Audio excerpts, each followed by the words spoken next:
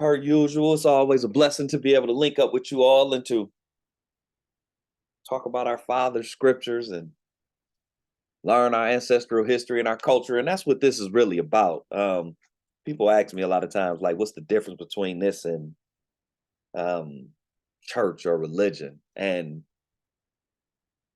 main difference is we're not teaching a doctrine. This is about the culture, the history, and most importantly, the covenant that was made with a people. Um, and I think it's 9. I could be wrong. Yeah, I was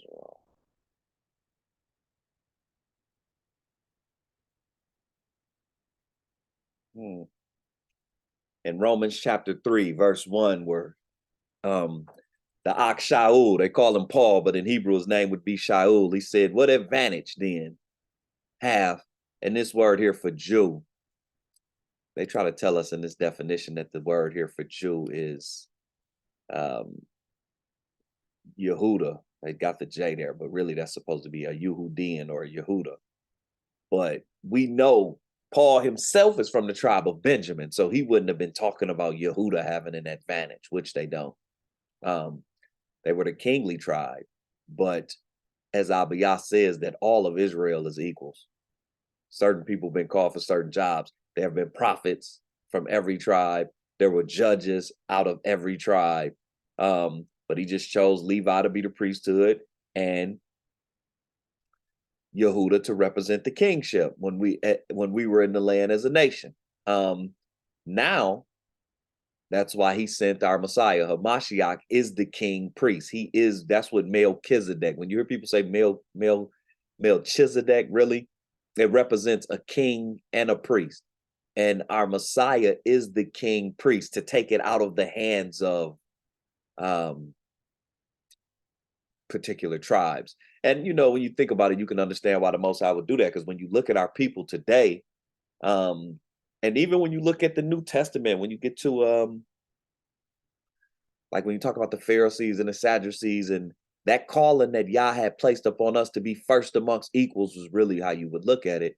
It had caused our people to become puffed up and prideful and cocky. When you look at the awakening today, right?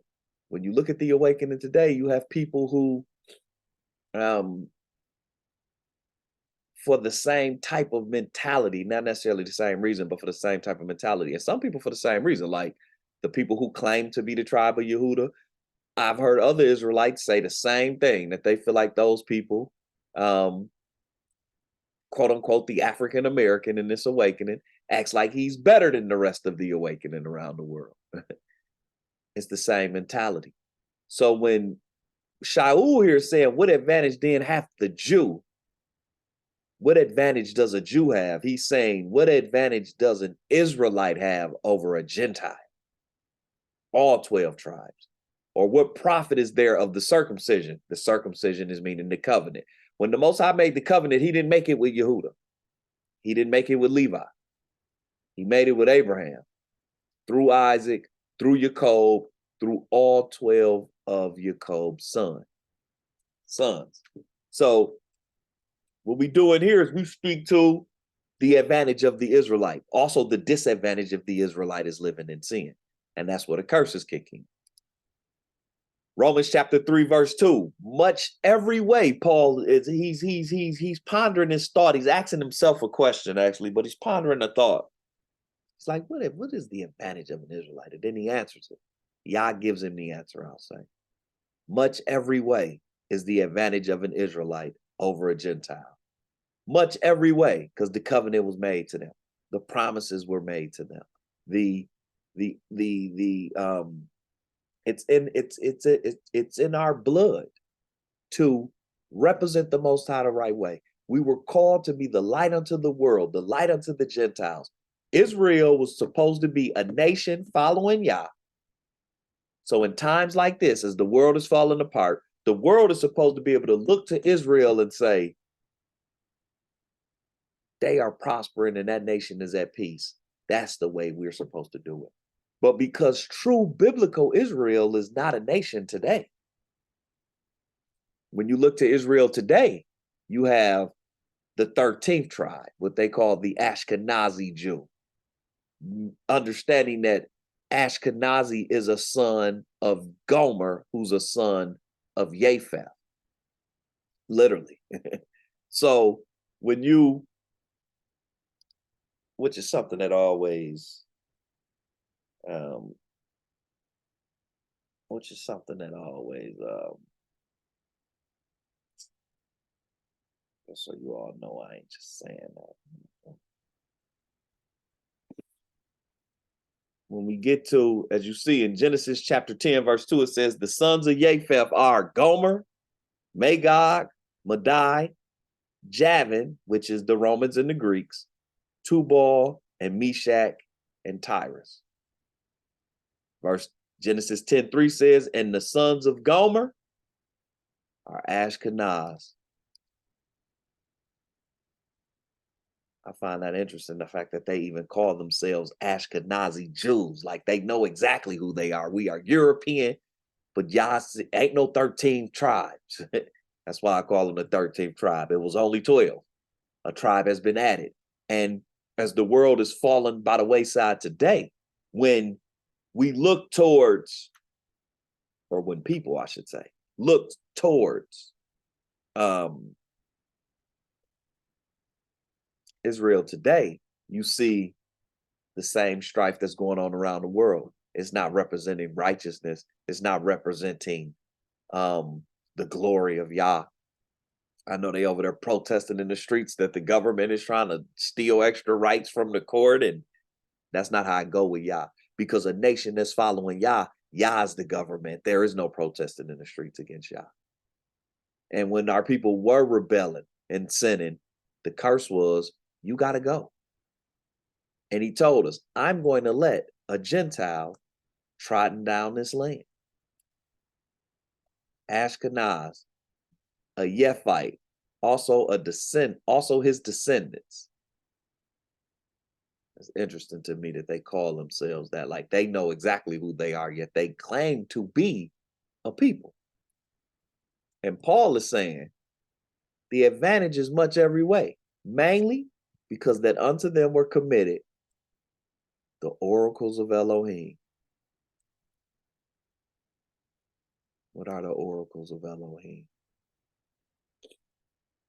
An utterance, the understanding, the knowledge, the ability to speak on behalf of, the ability to understand. When you read this Bible, every prophet was from the 12 tribes of Israel. If you catch somebody now telling you they're a prophet and they're not from the 12 tribes of Israel, that should be alarming, because you have people in the world now who call themselves prophets, yet there is no biblical proof to be a prophet outside of the 12 tribes of Israel. Now, I'm sure we know plenty of these so-called evangelicals and people who claim to be prophets. Now, we can go back farther than that now. More,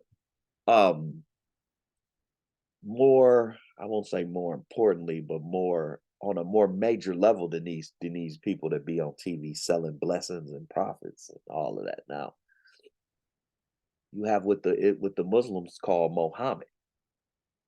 They claim he's a son of Ishmael, yet he's the last prophet from God. He came after who they call Yeshua.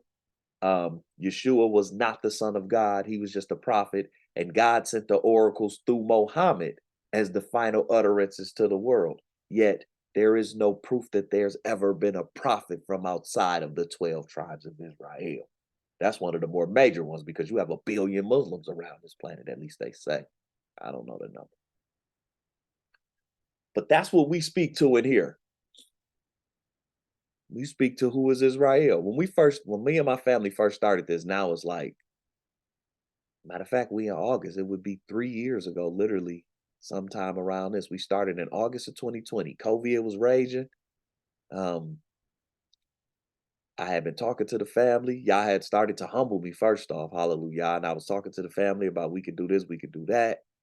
We are these people, blah, blah, blah. Y'all know how I go. The family was kind of receptive, kind of not. And then COVID hit.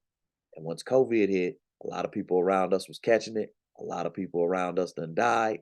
And the family was like, you know what?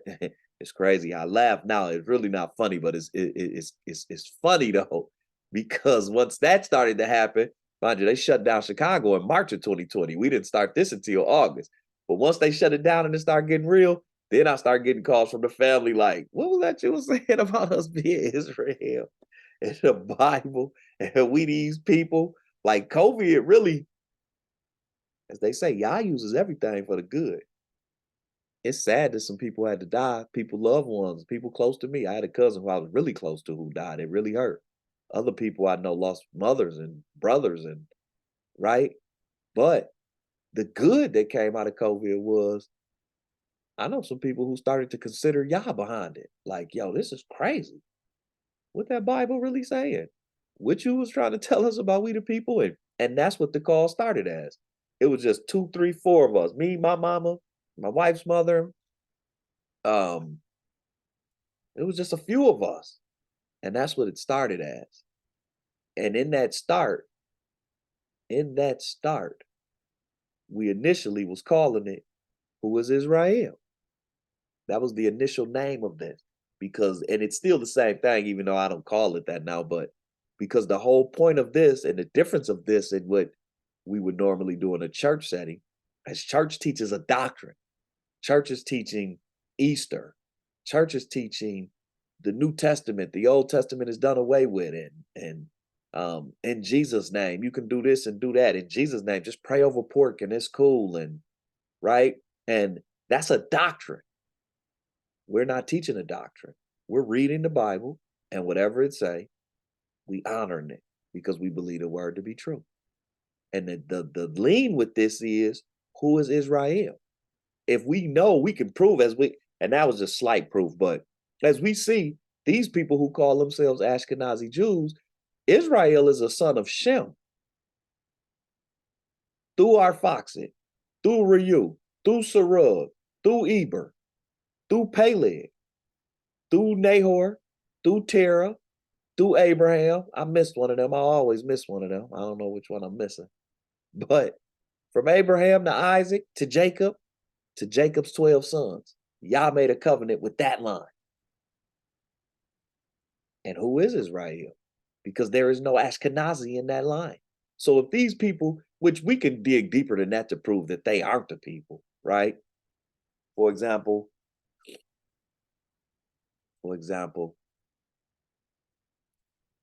see, we don't just, they'll try to say that, but we don't just say this because we feel like that. We say it based off what the Bible say. If we claim that the Bible is the word of the Most High and it's true, right? And in the Song of Solomon, a book written by King Solomon, right? Mind you, the people in Israel today, the 13th tribe, they say that they are the tribe of Yehuda. It's funny, everybody claims to be the tribe of Judah. You got African Americans, they say we the tribe of Judah. You got other people around the world waking up saying that they part of the tribe of Judah. You got the Ashkenazi over there saying that he the tribe of Judah. You got the Muslim, the so-called Arabic, claims that the covenant was taken from all of them and given to the seed of Ishmael, and Islam is supposedly the teachings through the seed of Ishmael. Everybody's claiming the kingly tribe in some way. Yet Solomon said in Song of Solomon, chapter 1, verse 4, draw me, we will run after thee. The king hath brought me into his chambers. We will be glad and rejoice in thee. We will remember thy love more than wine. The upright love thee. Song of Solomon, chapter 1, verse 5. Solomon said, I am black.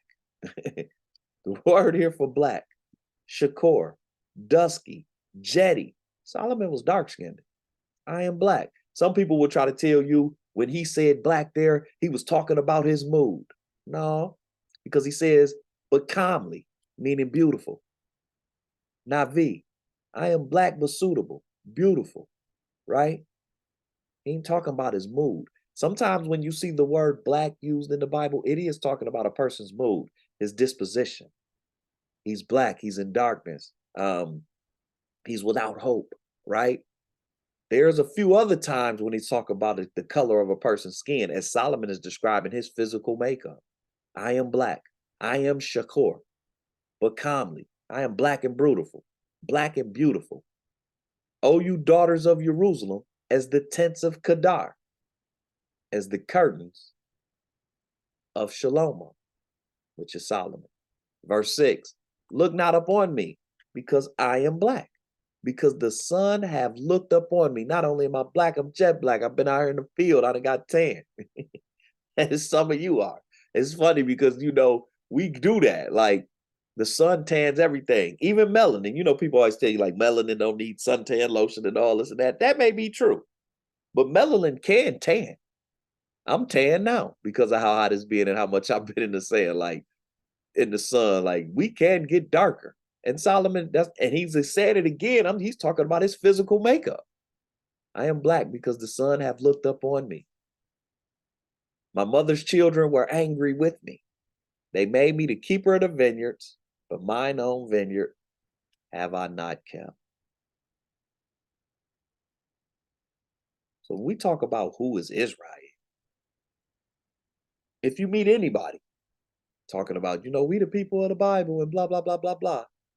Now, I say that respectfully because you got a lot of people saying that, and as far as my agreement with them folks, it stops right there. So I'm not telling you to go out searching for, you got to pray and let the Ruach, the Holy Spirit, as they say, lead you to what's right. Because everything that's black saying that he Israel don't mean he right. Know that. Let me make sure I say that. So don't nobody be searching for nothing and get sent off nowhere. It ain't always that. Everything ain't everything. Just like, with anything, everything ain't everything. But when we talk about who is Israel, the reason why that's important is because, as Shaul told us here, they were committed the oracles of Yah, the understanding, the utterances. They have been called to be the light unto the world, to teach the world. And mind you, when you teach somebody something, you don't have to say anything to them. We are to teach the world just by in our actions. Being in a lawless land, but still being righteous. Being in a lawless land and still showing compassion and humility and humbleness and so on and so forth. Chiefly because that unto them were committed the oracles of Elohim. And this is why it's important to know who is Israel. Yah didn't call everybody who we know to be a pastor to be a pastor. Yah didn't call everybody who we call a teacher to be a teacher. I know everybody don't like to hear that, but that's just it. When the Bible talks about teachers and pastors, the Most High said, I called you. But as men, we may hear somebody who sounds like they have a firm handle on the Bible, and we may anoint them teacher just because they sound like they know the Bible. Yet in that person's heart may be all wickedness. That ain't how it go. Remember, when the Most High went and chose King David, he went through all of his brothers. I want to say it was 6 of them. David was the 7th. Might have been 7. David was the 8th. I'm not for sure. But he went through all of his brothers. And he told Samuel, kept telling him, he fit the bill. David's brothers was warriors. These was highly respected men in Israel, in Yehuda, in Bethlehem, or Bethlehem, is how you would say it Hebraically, meaning in the house of bread. These were respected men. David's father, YeshaYahu, which is Jesse, was a respected man. And Yah told Samuel when he went there, no, his heart ain't right. Yeah, they may know Torah. They may wear fringes. They may know the feast. They know they Israel, but his heart ain't right. And we need to be the same way when we go about this word. Just because a person say that they Israel, if their heart ain't right, that don't mean that they've been called for whatever they doing. Just because a person is in a seat of position of, even with religion, in a certain position because he know the word, that don't mean that he been called by the Most High, because the Most High call you by who heart right. Understand, the Most High don't care who know chapter and verse and no scripture. You know why? Because when he called the person who heart right, he's going to put his spirit on them, and that's what's going to make sure that you know. Who is Israel? When he got to King David, he said, that one got a heart after me. That's what makes him the king. He's the runt. He's the youngest. He's the lowly, right? He's the meek. He's the humblest. Damn. And all the brothers was like, what? Hold on. We out fighting wars for Israel. Dude, a shepherd, he ain't know nothing. And y'all was like, nah, he the one. And we know y'all was right. King David went on to be the greatest king that ever walked this planet of any nation. King David, think about it. King David is the most known king right now today in the world. Of all the kings people talk about, your King Charleses and King Tut and what's some other kings people done heard of from some of these other nations? I can't even think of, but you done heard of some. King this and that, emperor that. You know, different people have legacies. More people in the world know the story of King David than every king that's ever walked the planet. Why? Because he had a heart after Yah, and Yah made sure that you knew that's the one. Hallelujah. But this is why we go. This is why we do this. This is why we're reading into a culture and a history that's been stolen from a slave. Why would that be stolen from a slave? They teach us now that all that don't matter. You American, be happy to be here. Look at how bad Africa is. Blah, blah, blah, blah, blah. Yet on the same token, Queen Elizabeth died. It's on every news channel around the world. You know why? Because in her bloodline, they claim that they were given the right to rule people. Even though she was the queen in England, you seen at her funeral, she was really the world's queen. They played her death nonstop here in America. It was on TV nonstop all through the continent of Africa. It was on TV nonstop all through Asia. But they tell us knowing your history and your culture and your bloodline don't matter. Yet from her knowing her history and her culture, it meant everything. They don't have no governmental power, yet them people are still paying them people big money to be the face of England and to play to be royalty. Knowing your culture and your history mattered to them. Why it don't matter to you? Because after World War II, they put a people in your land and called them you. And you know what them people do? They turn around and fund the NAACP and organizations like that. People who tell you, oh, let's just fight for rights in America. That's what the NAACP stand for. Martin Luther King figured it out right before they killed him. When he started saying, I done integrated my people into a burning house. There was some of his last speeches. That's what his tone had changed. It wasn't no more. He wasn't on, I have a dream that all these people could walk up on the mountain no more. Go look at the timeline of Martin Luther King. All this can be researched. His last few speeches is, I think I'd have sent my people off. And that's when he had to go. Because no, we funding you. Mind you, the history is there. It was the Ashkenazi Jew who was funding Martin Luther King. It's known. It's known. It's a history of it. You ain't got to take my word for it. Research it. It's a history of it. And the reason why it's a history of it, because they love to take credit. No, we ain't racist against you black people. We funded Martin Luther King. When Kyrie say we the people of the book, and they get to playing him like he racist towards them, what do they throw out there? Well, we can't be racist towards you. We funded Martin Luther King. We funded the NAACP. That's what they base it on. That's how they throw the things in your face that they throw in your face, that they throw in our face. You know why they focus so hard on getting you to believe, no, just fight for rights in America and you so blessed to be here? Think about it. They tell a descendant of a slave, you blessed to be here. They get mad at you and tell you, well, get out there. Go back. Go back where? All you tell me is you was taken from Africa. Africa is a nation full of nations and tribes. Go back where? Think about what they telling you when they tell you, well, if you don't like it here at the end, take your black self back to Africa. Where? They do all of that because they never want you to consider and slow down and think, wow, I'm a descendant of King David, the greatest king that ever walked the earth. If Solomon say he was black and King David was his daddy, what was he? If Solomon say his skin was black and King David was his daddy, then what was he? And the reason why we're looking for Israel, because as Paul said here, what is the advantage of the Israelite or the prophet of the circumcision? The prophet of the covenant that was made with the Most High and his people? Much every way. But most importantly, because unto them was committed the oracles of Elohim. Hallelujah. Charlie Yah, what you up to, a Cote? I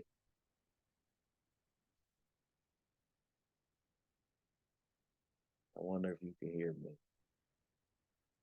Are you there? I am. I'm so sorry. I'm driving. Hallelujah. Hold on, Rabbi. This is amazing. Everything you're saying is just hitting them targets, hitting it all.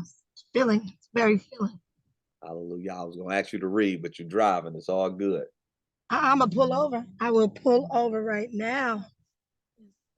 It's up to you, but you don't got to. I don't know what you got going on. Oh, yeah, conviction. I'm all for that. Hold on, Rabbi. Th- Hold on, That's how. Rabbi. Let me pull over. Thank you, Father. Let me get through here. I'm just going to pull over really quickly, and I will read. I don't know where you're going. I don't want you to be late for nothing. No, we were going to the pool. I'm taking her to the pool. Hallelujah. It's hot. Where exactly are you? In Massachusetts. Is it hot out there? We live in Oklahoma, so it's really not that bad. It could be worse. Okay. It could be worse. It's all right. It's all right. It's nice. It's nice. There's a lot of water around, so it's not too hot, but it could be. It's hot. It's okay. Hallelujah. Hallelujah. Hallelujah. Okay, what is the scripture, my brother? It was Psalms chapter 44. Hold on.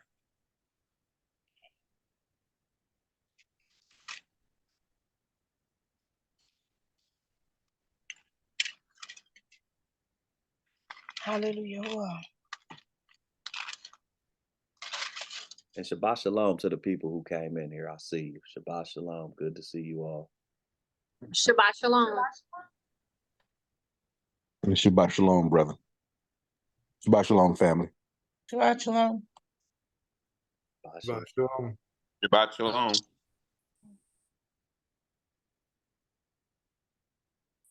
Shabbat Shalom. Okay, I found it. Psalms 44. It's on you. Okay. Thank you, Holy Spirit, for leading. We have heard with our ears, our Yah. Our fathers have told us the deeds you did in their days, in days of old. You drove out the nations with your hand, but them you planted.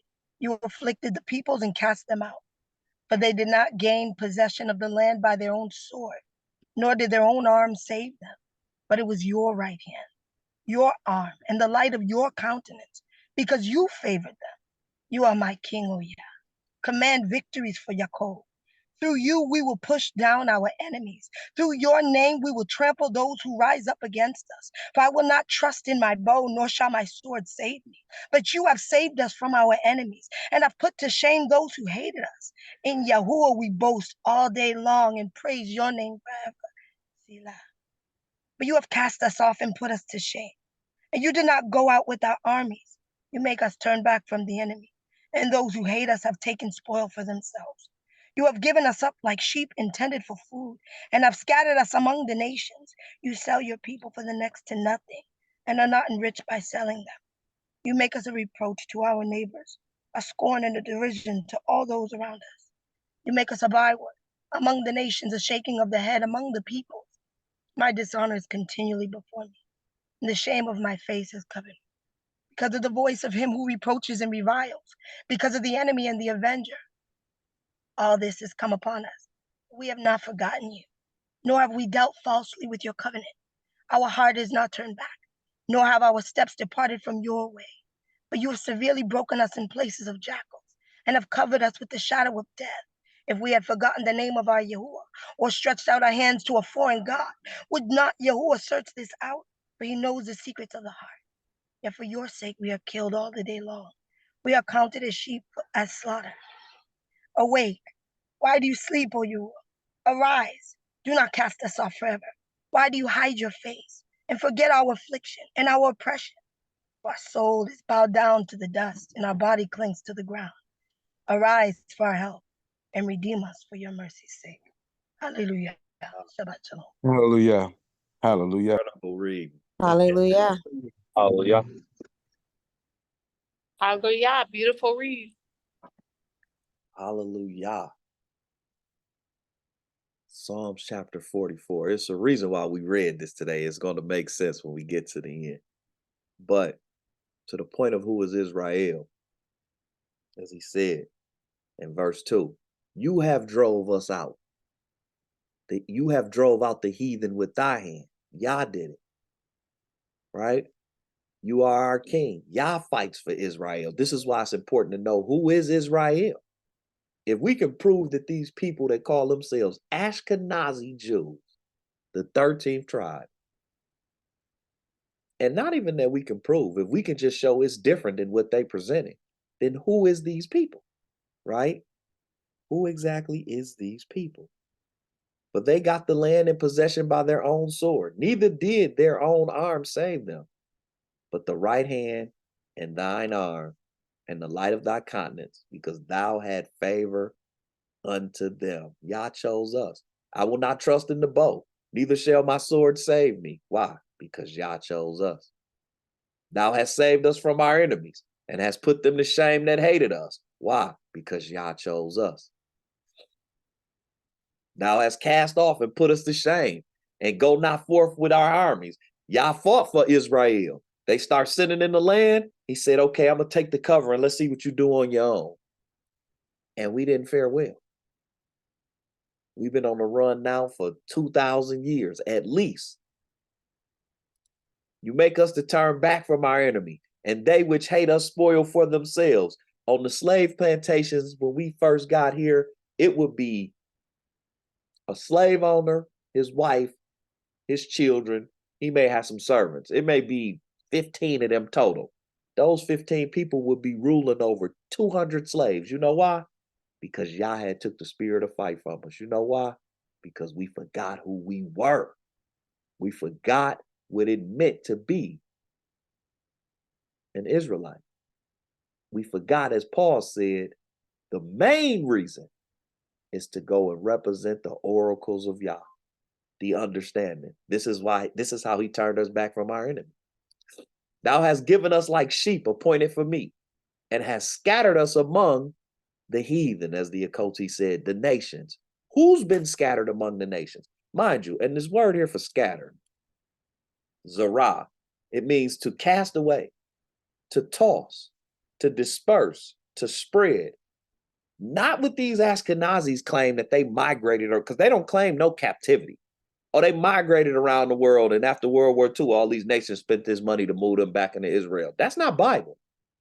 Yah says, I have scattered you. I have kicked you out. I have drove you out. Who? You gonna go on slave ships with yokes of iron on your neck. Who? I have scattered you among the nations. And our people ain't just in America, the South America, and the Caribbeans. We done been moved to Europe. We done been moved through Asia. You sell us for naught and do not increase thy wealth by their price. You don't even get nothing from this financially. You don't even get nothing from this, Yah. And Yah like, I really do. Because in your scattering and me bringing you all the way low, some of y'all gonna consider in the last days and turn back to me. And as the scriptures say, the angels in heaven rejoice at one sinner who repent. So y'all really like, nah, I don't know, David, I really am getting something. It just don't look like it now. Verse 13, thou make us a reproach to our neighbors. Who? I was just talking, I don't even know who I was talking to. It seemed like I'm talking to so many people. But affirmative action came up. This is a prime example of a reproach to your neighbors. We so caught up into white people in this thing because the European oppressed our people, understood. But you a reproach to all your neighbors, know that. Prime example is affirmative action. Who took that case before the Supreme Court? It wasn't white people. It was Asians. The Asians said that we are losing out on getting into these big time schools because they letting through affirmative action. They are letting black folks come in here based off race.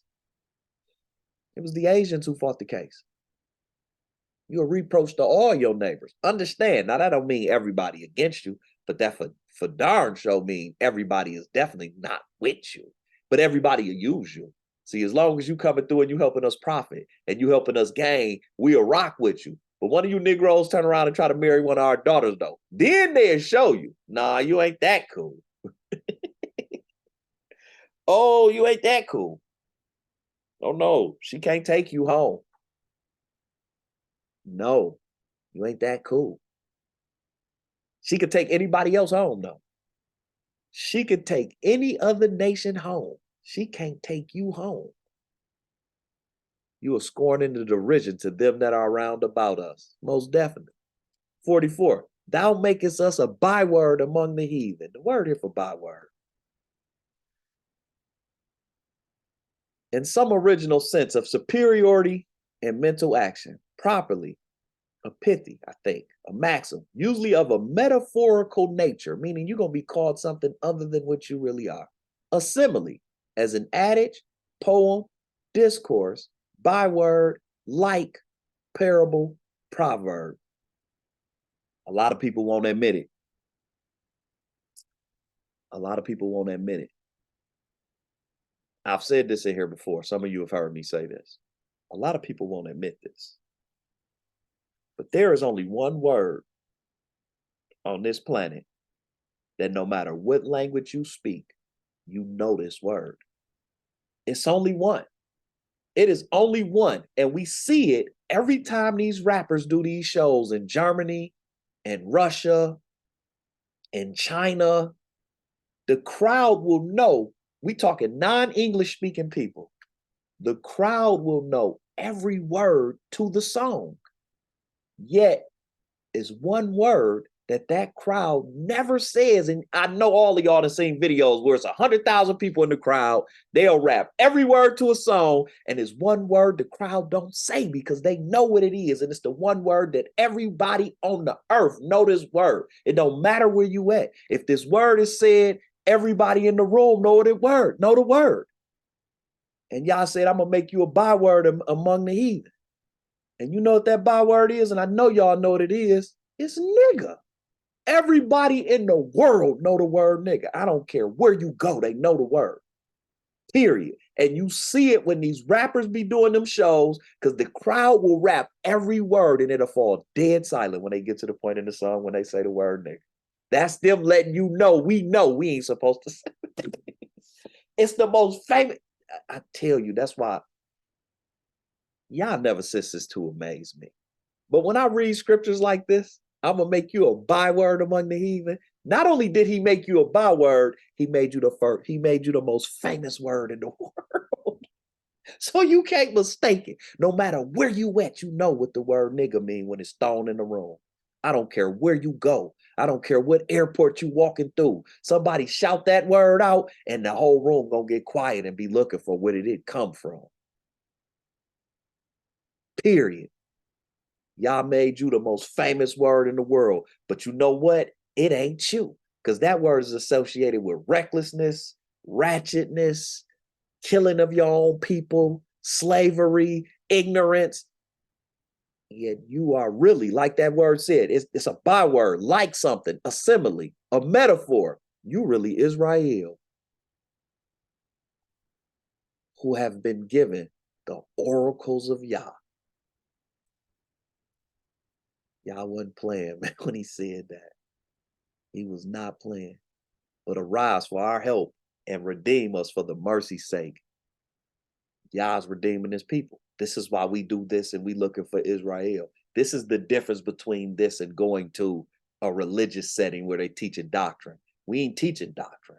We just reading Bible. We teaching culture, history. Who is these people? Why do it matter who the people is? Because those people supposed to be the light of the world. They supposed to be the one teaching this world how this is supposed to go. We read that Abiyah before we go into prayer to just say Todah Rabbah, or thank you, Abiyah, for blessing us as you bless us, for allowing us to see another day, for allowing us to breathe another breath and to drink another glass of water, for allowing us to feel the sun on our skin and to go outside and feel the breeze, for allowing us to see our family, our mothers, our fathers, and our children one more time. We thank you for showing us the Shabbat, for allowing us to understand the responsibility that comes with knowing that we are the descendants of Israel. We thank you, Abiyah, for guiding us properly in all things that we do. We thank you, Abiyah, for health, for blessing our families. We thank you, Abiyah, for blessing our elders and allowing us to spend another moment with them. We thank you for long life and prosperity. Even though we've been ignorant to some things, your hand has always been outstretched. to your people. We thank you for revealing your name. We thank you for revealing and opening up the scrolls. As the book of Daniel says, in the last days, the books will be opened. The books have always been open. But we know when you said the books will be open, it meant that the understanding of what was being read will be open. And the reason why we know that was you, Abiyah, is because the things that you have revealed to us in Torah, in the Bible, none of it is taught in no school. So where would a people who have come from being ignorant have the understanding from other than you? It's impossible. And we thank you for that, Abiyah. I pray today, Abiyah, that you forgive us all of our sins and continue to be patient with us as we learn more about you, as we relearn who we are, what we are, our relationship with you, and the responsibility of this. We thank you for the children that you are allowing us to raise in Torah, some who will never bow the knee to Baal, at least not unknowingly. And we pray that they never do it knowingly, because it's a terrible thing to willingly fall into the hand of the living Elohim. We thank you to be able to fellowship as a family, Abiyah, and I just pray that I decrease as you increase, as your word is increased today, as your message is increased today, and that we take from this what it is that you want us to take from it, and not what we want to find out on our own. In the name of YeshaYahu, who is our Messiah, as we thank you for allowing us to call him what his mama named him and not what the world told us his name is, who is our King and our kinsman redeemer, who intercedes on our behalf, who willingly gave his life to reestablish the connection. And it's the reason why we can pray and you answer us now. Because you told us, I'm tired of y'all. I'm not even listening to y'all no more. Yet he came. Yet he came. He defended us against all things. And he willingly reestablished that connection. And we pay it forward by giving our all to do right by you. In his name we pray. Hallelujah, hallelujah, hallelujah. Hallelujah. Hallelujah. Yeah. Toda Aki. Well said. Shabbat Shalom, everyone. Hallelujah.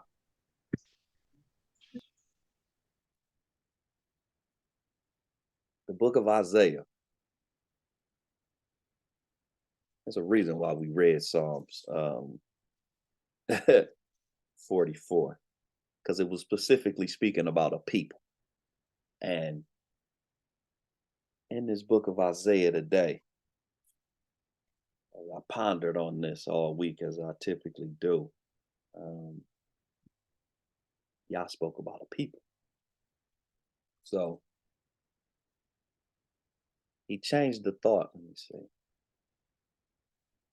We know from 7 to 12 we were reading Isaiah, and it was kind of like the same thought. And he finished chapter 12 with a prayer, with a song of praise, but a prayer. 13, he started with the judgment, the burden of Babylon.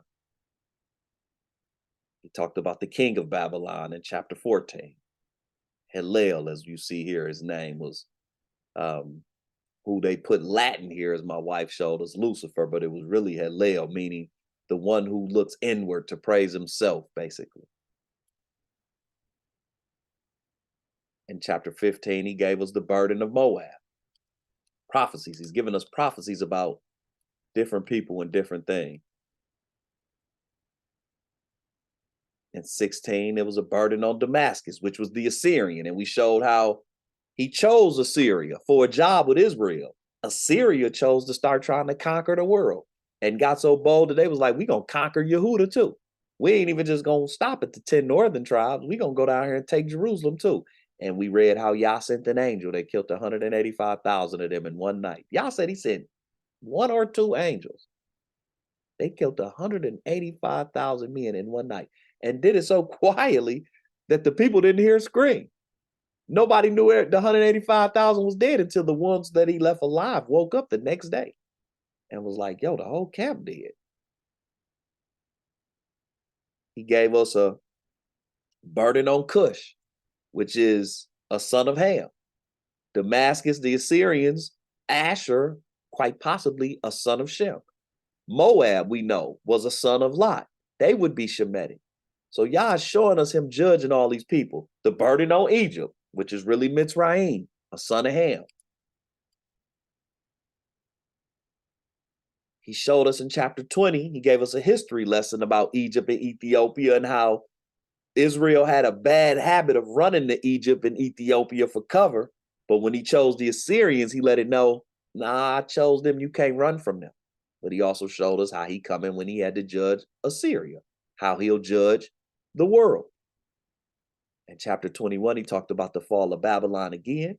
In chapter 22, he showed a burden of Jerusalem and how the people there, our ancestors, would fall because of sin, would fall into the curse because we were disobedient to the covenant, to the responsibility of having the oracles of Yah. Some of you may have heard me say this, but realistically, we fell short of the fact that our grandfather Jacob, Jacob, wrestled with an angel. He wrestled with Yahushua, Hamashiach, really, who was the angel, and he prevailed. And it said that he was made a prince and given strength in that moment. We fall short of the fact that we have an ancestor that was able to do that. And in chapter 22, he talked about the burden of Jerusalem. But then you get to chapter 23. And he showed us a bunch of judging Shem and judging Ham. And I believe this is why these words was changed. And you'll understand this when we get into this. Because in chapter 23, verse 1, it just says the burden of Tyre, which Tyre, I guess is how we pronounce it there, but Hebraically it's just sore. The burden of sore. How you ships of Tarshish. Tarshish. As the region of the stone, or the reverse. Tarshish, a place on the Mediterranean. Hence the epithet of a merchant vessel, as if for or from that port. Also the name of a Persian and of an Israelite. Tarshish. How you ships of Tarshish, for it is laid waste, so that there is no house, no entering in. From the land of Chittim, it is revealed to them. And Chittim is another son of Japheth. This is why I said that it was the Greeks and the Romans, because I said Javan. Chittim is the son of Japheth, as we just read in Genesis. Chittim, some people say, he's a son of Javan. And we see in the definition, it tells us he's the ancient ancestor of the Greeks or the Romans, maybe both. Tarshish. Tarshish is what we're going to focus on.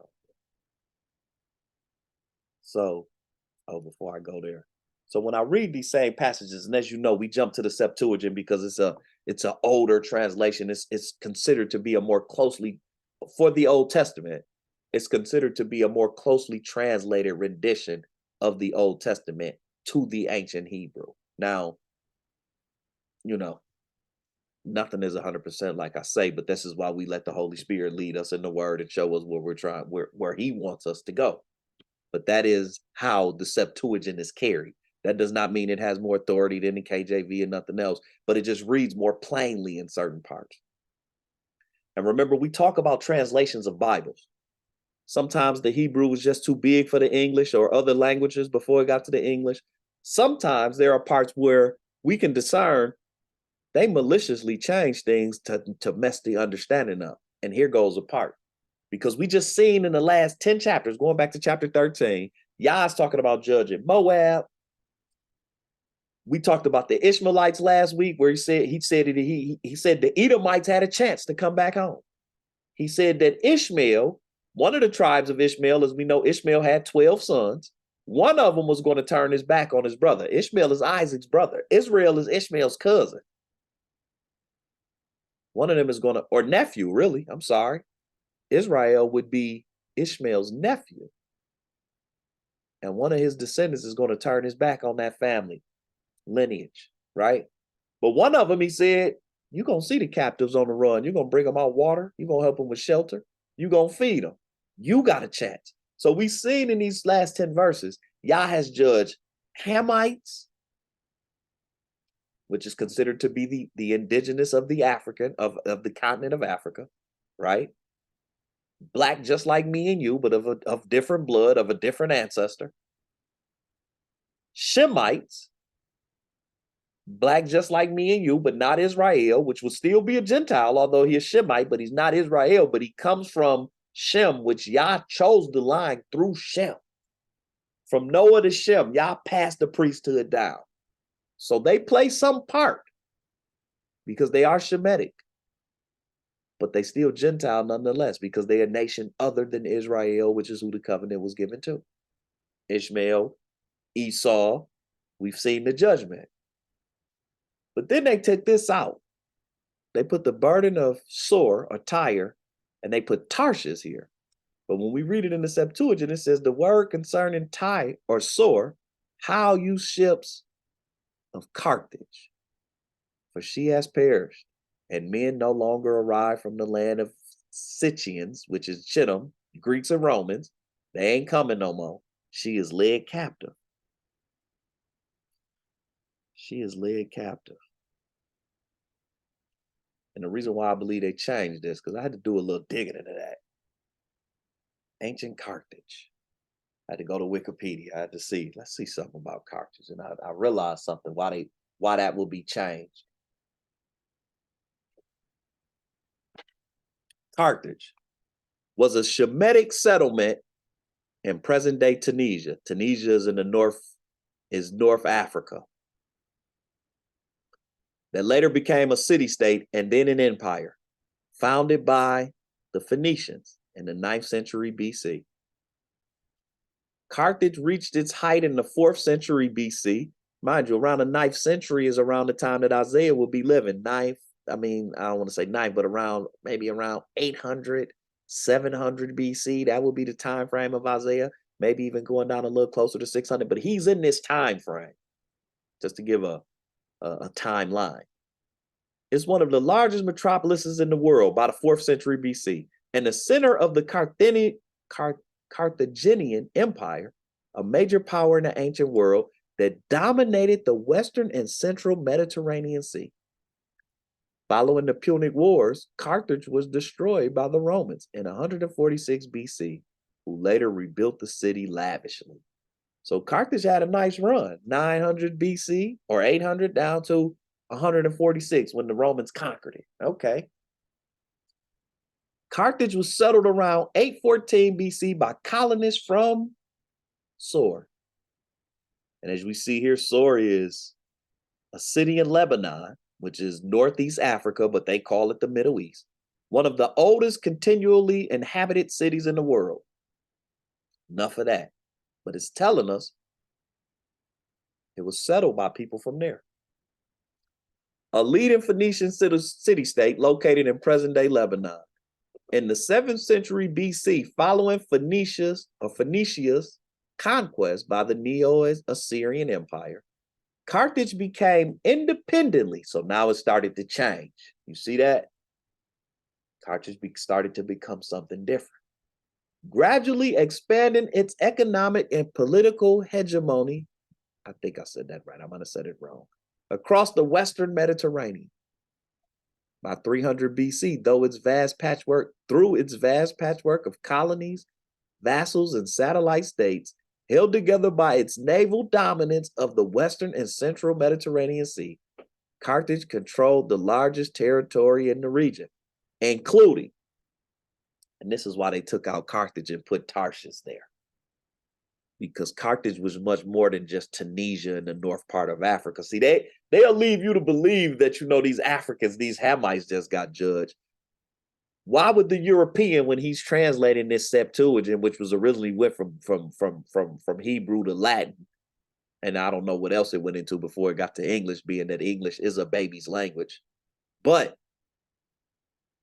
Carthage became something much more. It started to include what? The coast of Northwest Africa, southern and eastern Iberia. Iberian Peninsula, also known as Iberia, is a peninsula in southwest Europe.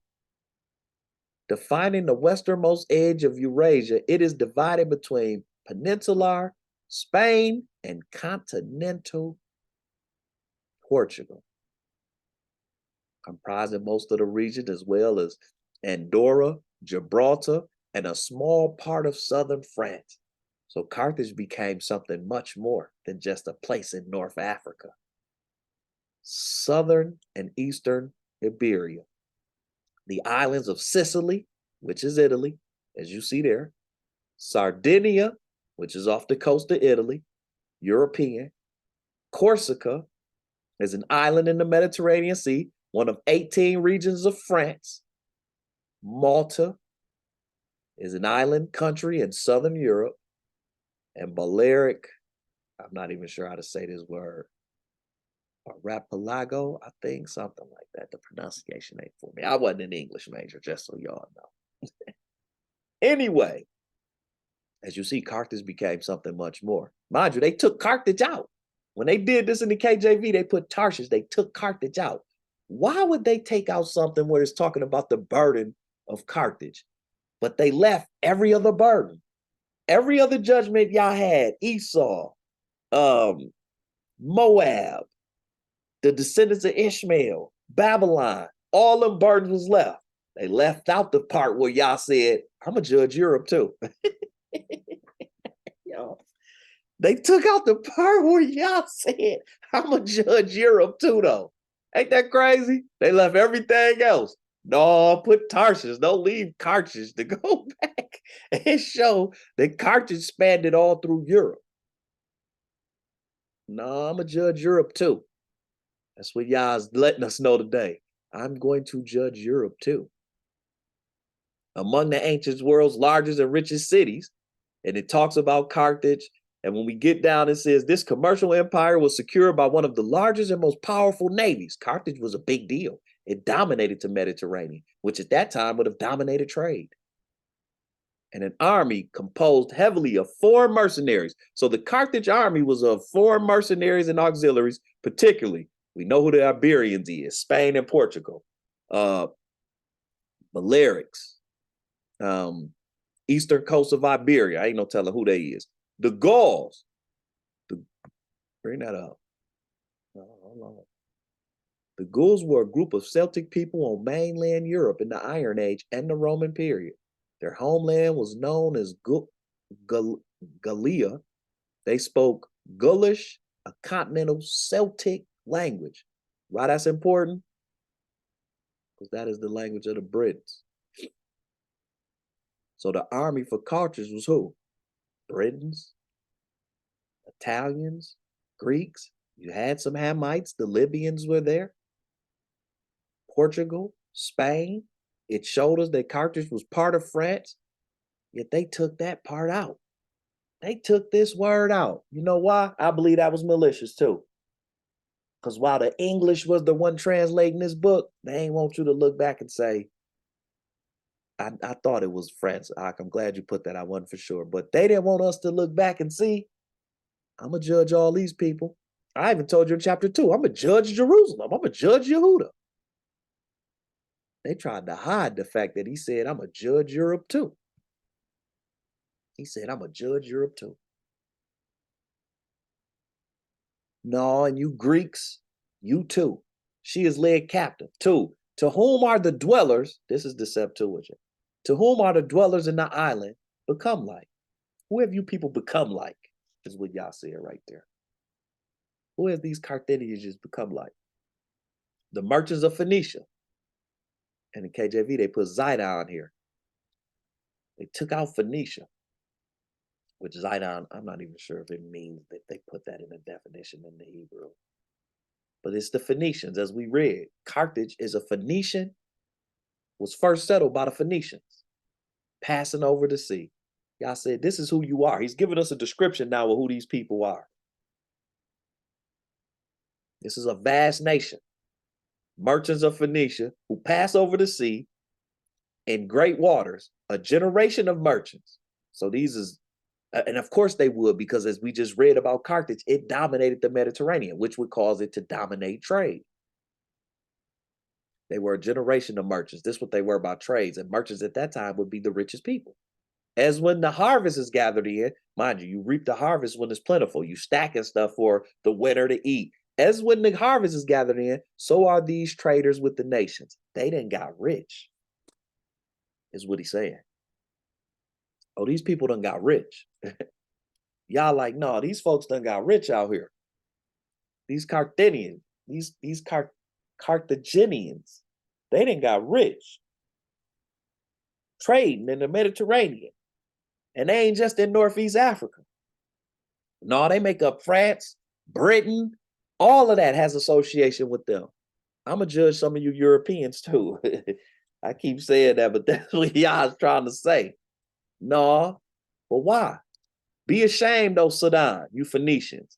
The sea has said the sea has said, yeah. Make sure I don't forget nothing. The sea has said, yeah.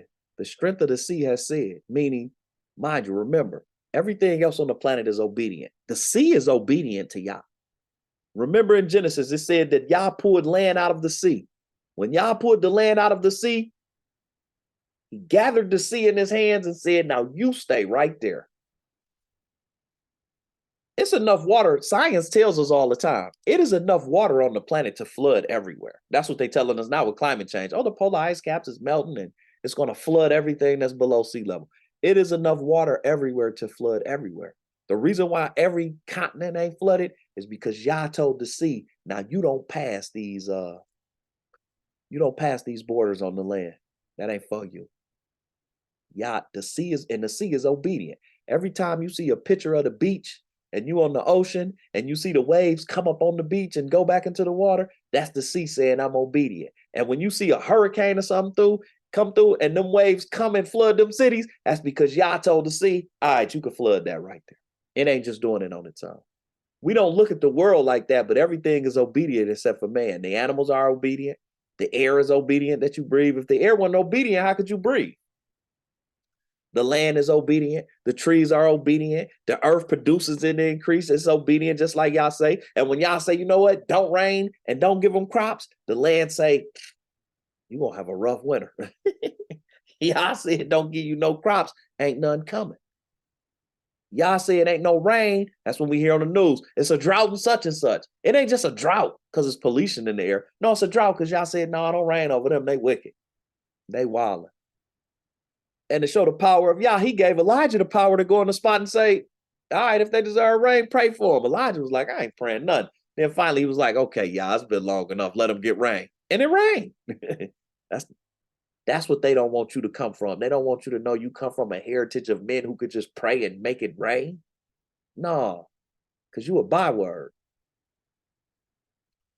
The sea is obedient. It say, I have not travailed, nor brought forth, nor have I brought up young men, nor rear virgins. The sea is like, yeah, nah, I ain't did that on my own. Because those people been dumped in the sea too. Moreover, when it shall be heard in Mitzrayim, sorrow shall seize them for sore. When I judge these Europeans, the same way the whole world heard when I judge Mitzrayim, everybody gonna know when I judge them too. They tried to hide that. I ain't gonna lie, I felt a little disrespected when I was digging into this week. Like, they really tried to hide that Y'all said, I'm gonna judge these Europeans too. The Yephites, no, your day coming too. You can't duck it. Nobody can duck it.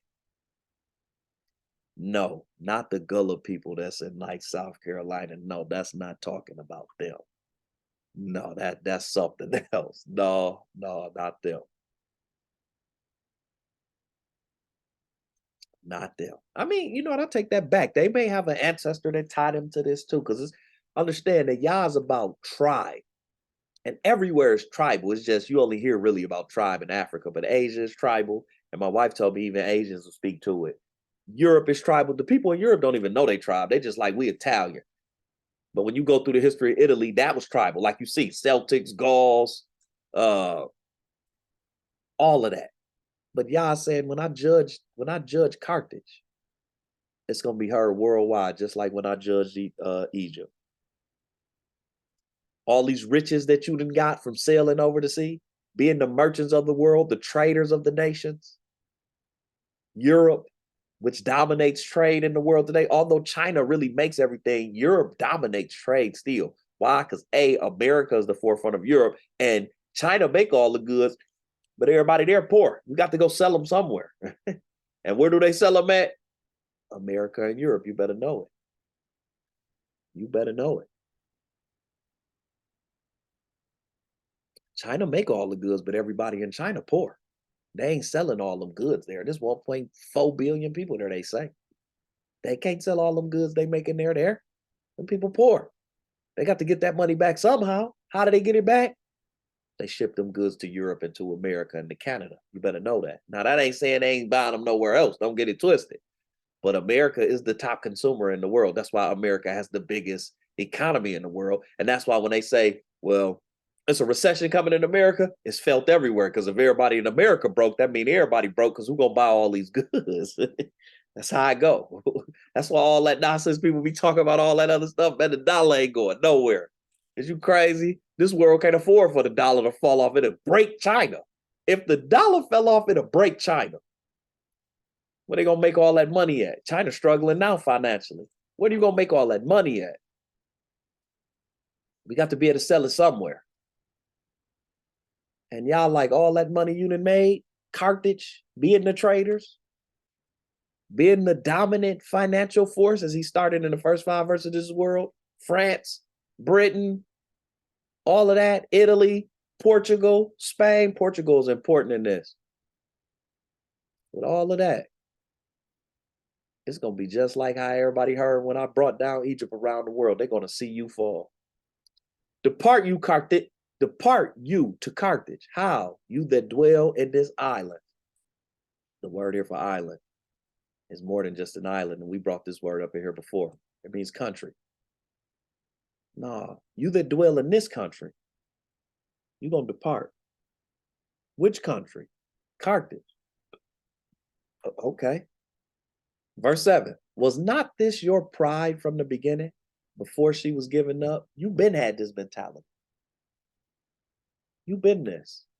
You've been cocky. This didn't just start in 2023. These nations we talking about, which are very cocky. No, this ain't just start then. No, mind you, Israel has been taken as slaves to all of these places we just named.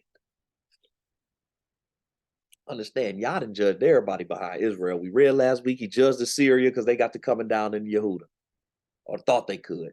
Babylon was judged because what it was doing with Israel.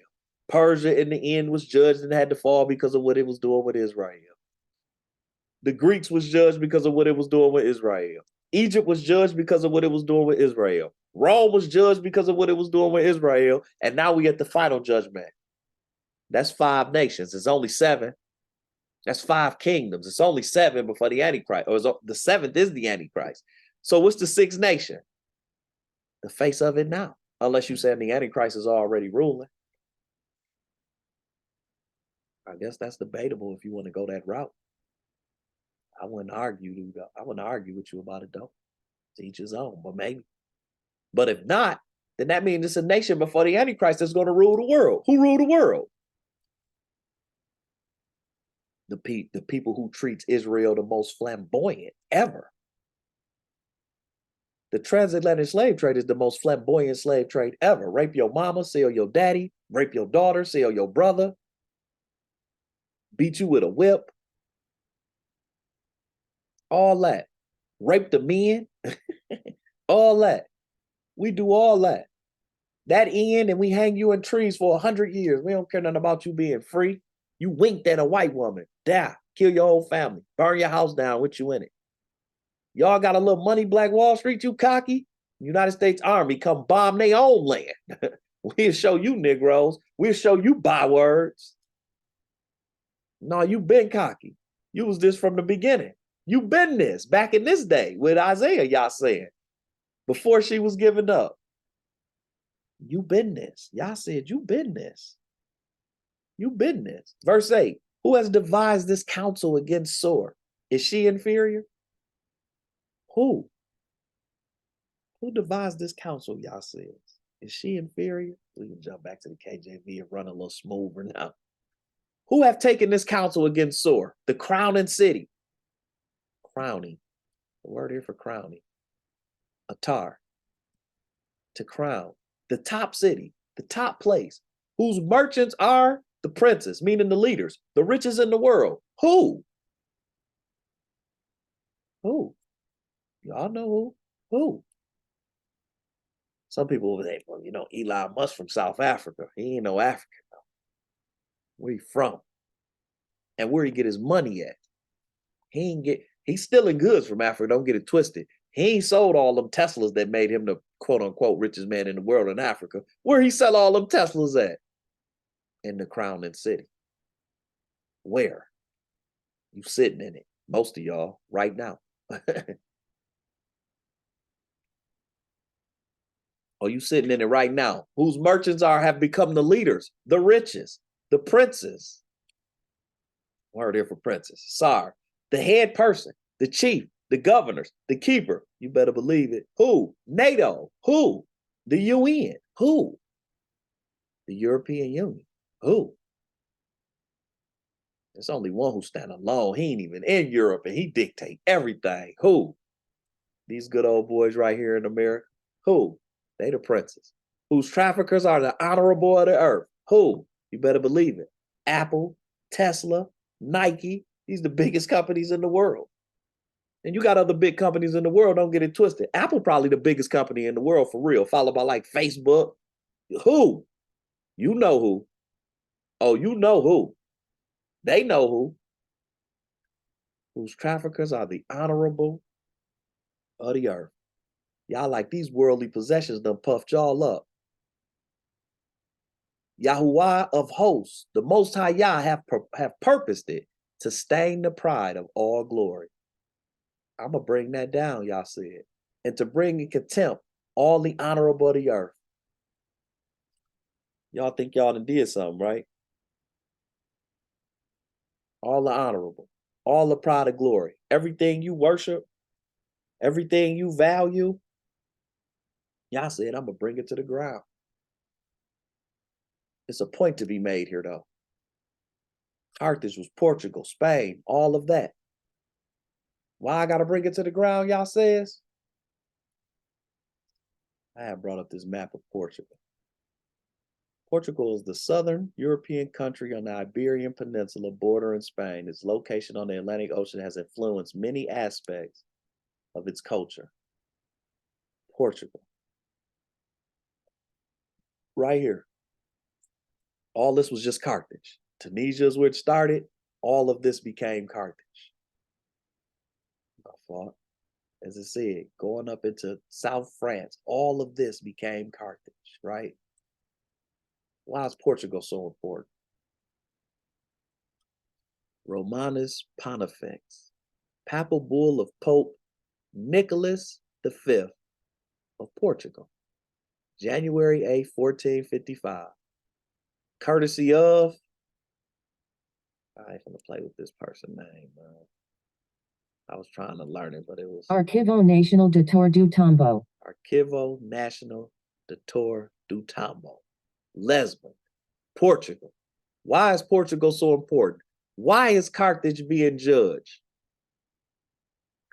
Because this papal bull legally granted Portugal the right to enslave any and all people they encounter south of Cape Bajor on the coast of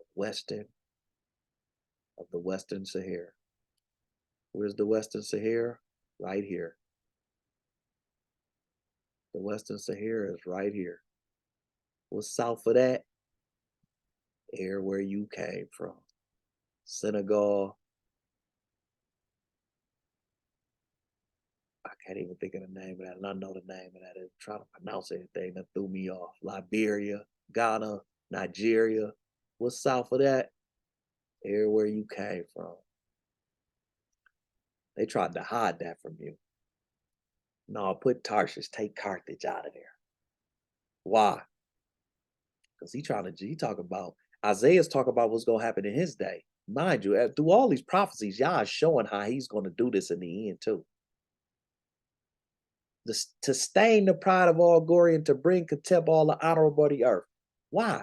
Carthage? Because with all of this money you done made in the time of Isaiah and this great navy and all this you done did, what is the most important thing that has made you the richest in the world?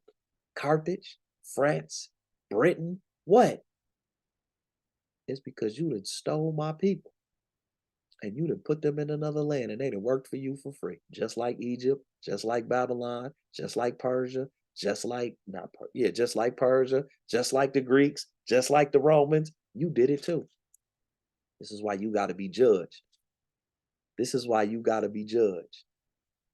And I told them that they were going to go into captivity. They were going to go into servitude under an iron yoke. I told them that. But just like Assyria, I didn't tell you you could rape their mama.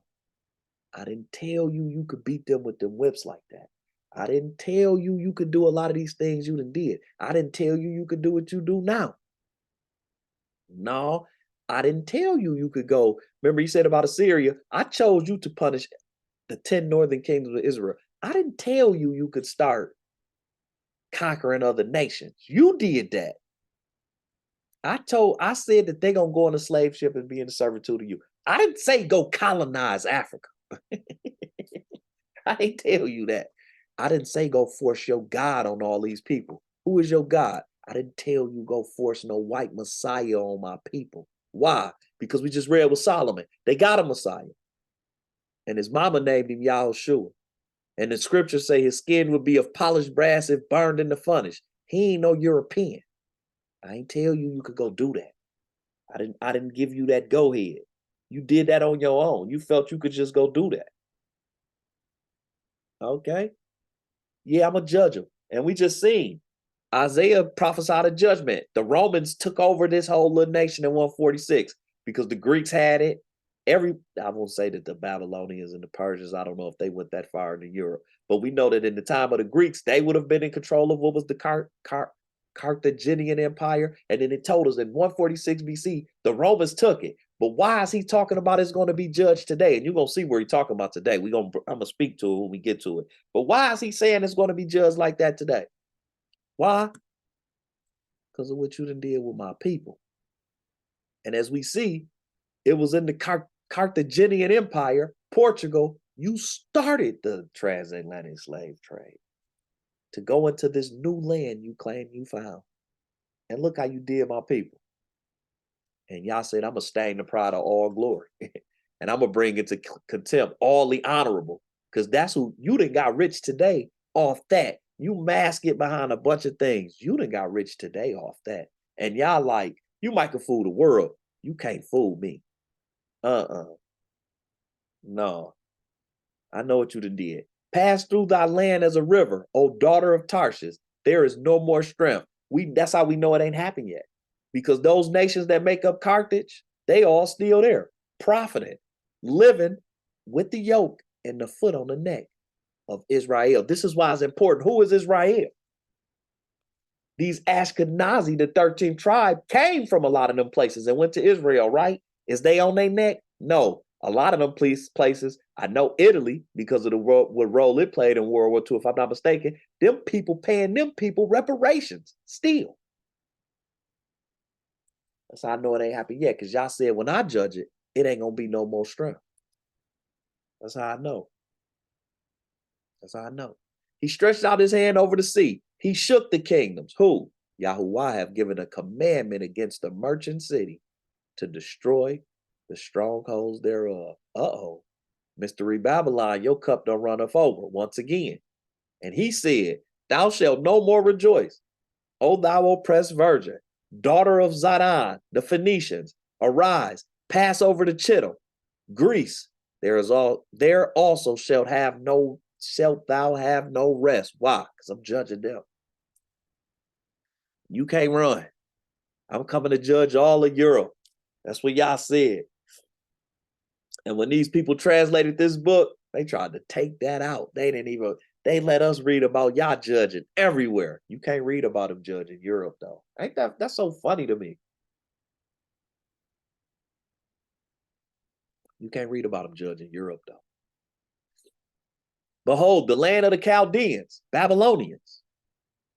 This people was not till the Assyrian founded it for them. Let's see. It's another place where we read better. And if thou depart to the land of the Chaldeans, meaning if you run that way into what was Babylon, this also was laid waste by the Assyrians, for her wall is fallen. I used the Assyrians already to bring that down. And after them, He talk about in that time. And today, who brought it down today? The Persians conquered the Babylonians. The Greeks conquered the Persians, all in the land. Because all of those nations were in control of most of the known world at the time of their runs. The Romans conquered that. And who runs it now? Who runs it now? Who runs the Middle East now? Who runs the Middle East now? They don't run it. Saudi Arabia and Iran, even Israel, all that mess they talk, they don't run it. America runs the Middle East now. Right now. America could throw a base anywhere in the Middle East and everybody else stand down. Right now. All around it. Right now. Israel uses America for that. Okay, we're going to put you here, so that's going to get them in compliance. And then you stand down when we go kill their kids. Y'all like, okay. No, you can't run from me. Ain't no running for me. How, you ships of Carthage, for your stronghold is destroyed. And it shall...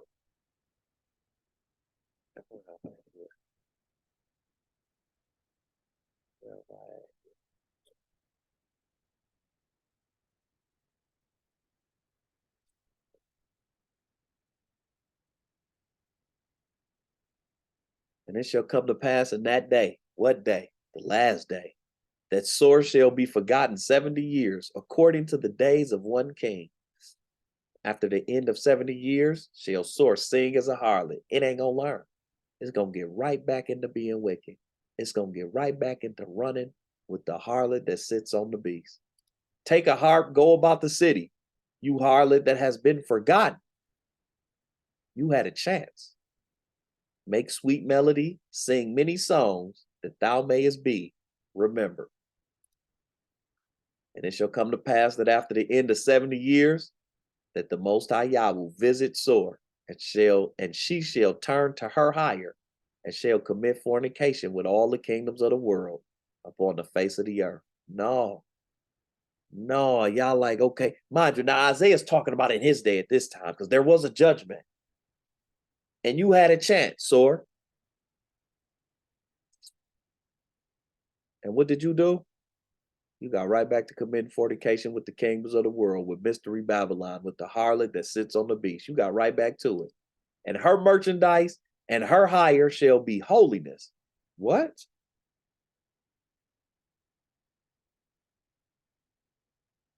Y'all said all that you done made off my people, all that merchandise and hire, it's going to be holiness to Yah. Why? Because it shall not be treasured nor laid up by you. For that merchandise shall be for them that dwell before the Most High Yah. You're going to get that back to my people. Remember, just like Egypt before, the same way people heard about Egypt, they going to hear about you, because it's going to go the same. And part of it, just like when they left Egypt, everything you done made off the back of my people, you going to give back. To eat sufficiently and for durable clothing, you going to give it back so they can make this track back home. Oh, you going to give it back. Carthage, you Europeans, you Britons, you French, you Italians, you Greeks, you Romans, you gonna give it back. Oh, you gonna give it back. People of Portugal, you Spaniards, you gonna give it back. Some of you Hamites, you gonna give it back. You gonna give it back. Oh, because when they came to your coast, you helped them find my people. You gonna give it back. Chapter 23, I was talking about a vast judgment. Any questions or comments about 23 so we can move on to 24? Hallelujah. Hallelujah. This is why we started with Psalms 44. Because Yah told them even before Isaiah in Psalms 44, verse 9, you have cast off and put us to shame.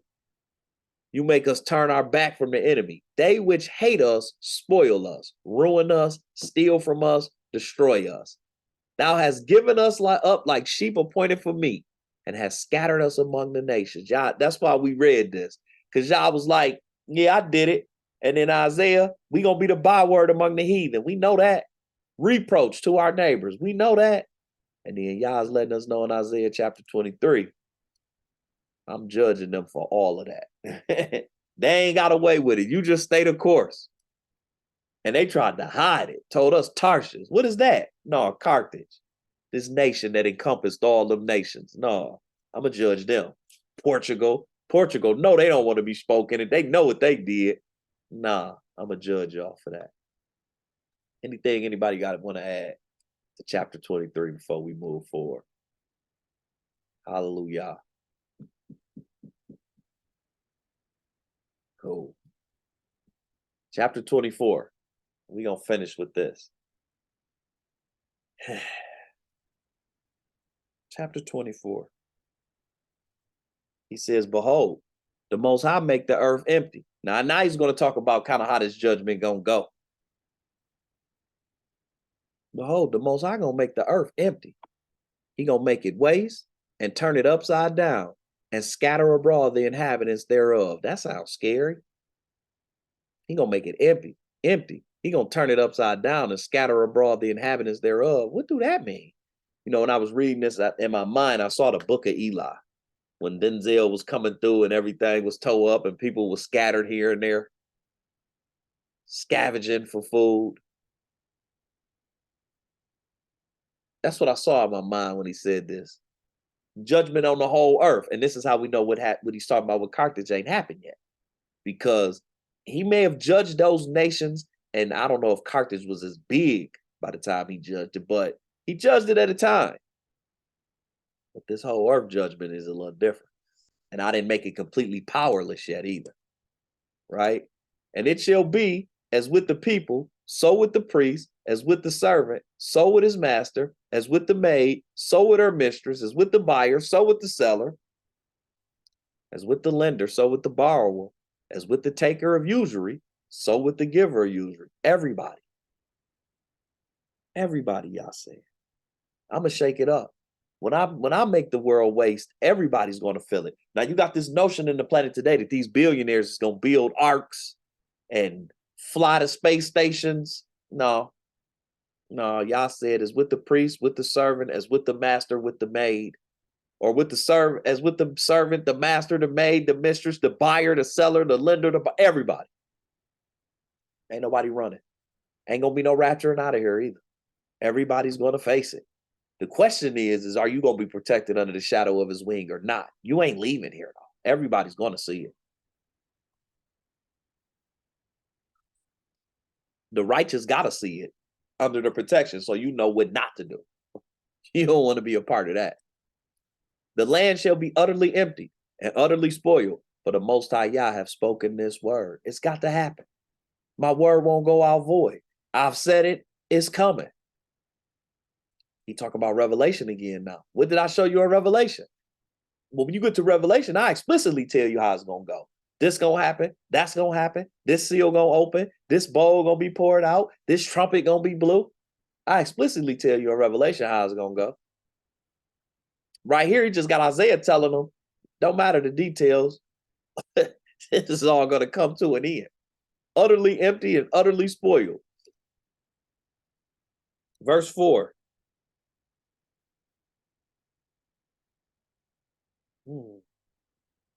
The earth mourn. The earth is obedient. It's mourning and it fade away. The world languish and fade away. The haughty people of the earth, the prideful, the uppity, the ones who get rich off the backs of the poor and the widows and the fatherless, the ones with the boot on the neck of my people who hide in the shadows and take the crafty counsel of Psalm 83. The haughty people of the earth gonna languish. The earth also is defiled under the inhabitants thereof. Who? These Gentiles who I said I was going to let trodden it down. But Israel, you defiled it first by not being obedient. So I'm going to let it just be a defiled place until I come gather it and get it together. Because they have transgressed the laws. Hold on. The earth is defiled under the inhabitants thereof. Why? Because they have transgressed the laws. Starting with you, Israel. To the Israelite first, then to the Gentile. They have changed the ordinances. What ordinance they changed? They got you in church on the first day of the week. I told you to keep the Shabbat, the seventh day of the week. They got you not keeping Passover. They got you not keeping Sukkot. You running around keeping Easter and chasing Easter bunnies. What do that got to do with the lamb? What do that got to do with the lamb? They got you on a whole nother calendar. Israel, you kept a 364-day calendar, an Enoch calendar. You keep a Gregorian calendar now. A European calendar, which done threw your days off. I told you eating pork was abominable. You made it a delicatessen. I told you eating shellfish was abominable. You made it a delicatessen.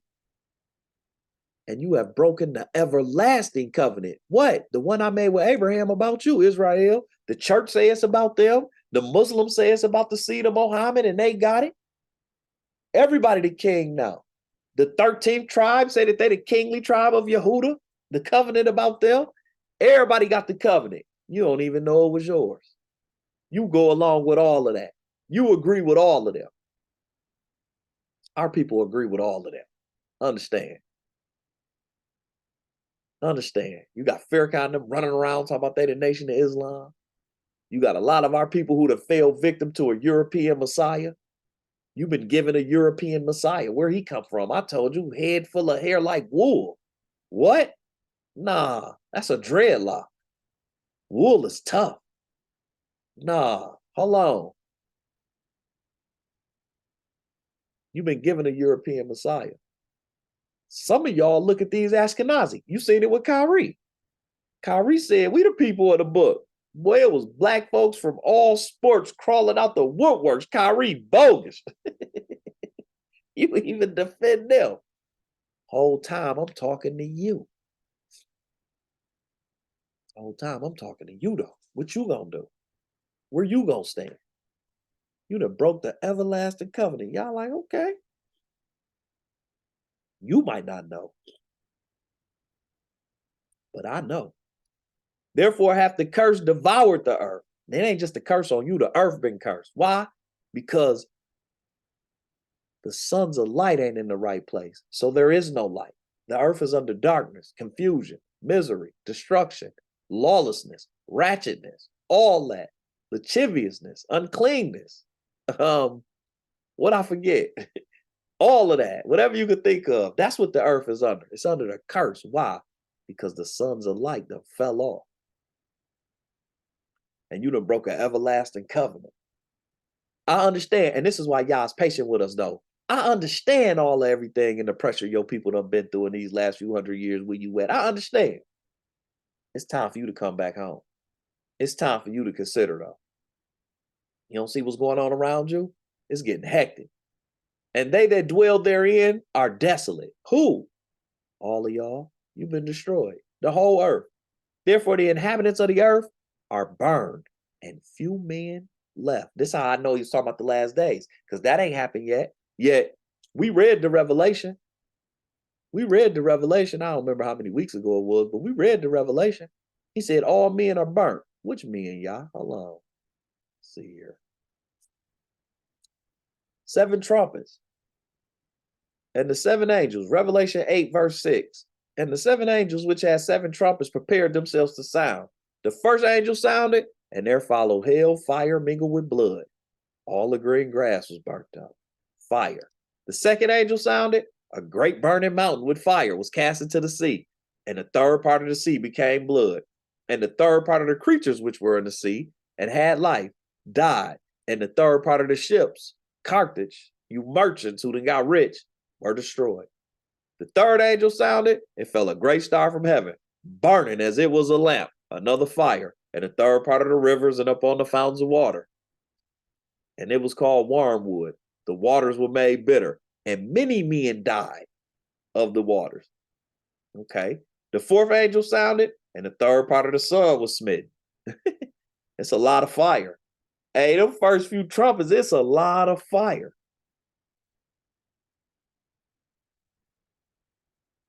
You know, and now that we doing this over again, I realize, I never realized this before. And this is why it's a blessing to be able to do this, because y'all forced me to have to look at this more critical than I maybe had at a time. The book of Isaiah really is the book of Revelations. The book of Isaiah is really the book of Revelations before the book of Revelations. It really is. He used different language than the book of Revelations, but he's saying the same. He's saying that Yahakanah came right back through and detailed everything that Isaiah is saying. The inhabitants of the earth gonna be burned, and few men left because of the fire that Yah is going to bring to this earth. Real talk. The earth is cursed because the light of the world done changed. It's a new light. It's a new people claim to be it. It's a new light that's teaching this world. Israel was supposed to show this world the righteous way to go forward. Now you got the prince of the power of the air dominating of the world. What come with that? Little boys at 4 can say he a girl. What come with that? We'll rob the poor in plain sight. Governments take from the poor and give it to the rich. Give it to the banks. Give it to the companies. In plain sight, everybody see it. That's what happened when the prince of the power of the air run it. When the prince of the power of the air run it, you take America, who's the beacon of democracy. We fight for freedom everywhere. Yet the entire world know you oppress them black folks and been doing it ever since you got there. How? That's what happened when the prince of the power of the air run it. We know you foul, but as long as you helping us, we don't care nothing about you stepping on them black folks there. We ain't care nothing about the Jim Crow era. We don't care nothing about segregation. Because you turned it down. We ain't care nothing about slavery. That's what happened when the prince of the power of the air run it. The verse 7, Isaiah 24, verse 7. The new wine mourn. The new wine mourn. The vine language. All the merry-hearted do sigh. All that kicking that y'all be doing. All that partying that go on. We live on a planet where it's just a big party. Everything and every day is an event somewhere. People can't even sit still. More so in 2023 than ever before. Every day is a party. No, ain't gonna be no more new wine. The vine gonna languish. The merry-hearted gonna sigh. The mirth of the tabrets gonna cease. All this singing and parading and dancing, all this kicking it. And this ain't even just Israel. The whole world don't do nothing but party. If you study, that's one of the good things about social media, if you're looking at it from this standpoint. Everywhere in the world, everybody's just partying. It's all about patio. We out to eat. We out drinking. We living merry lives every day. Everybody, except who? Israel. Now, you got a lot of Israel who fell off into this too. But the majority of Israel is still somewhere too poor to be partying every day. Everybody else partying though. Know that.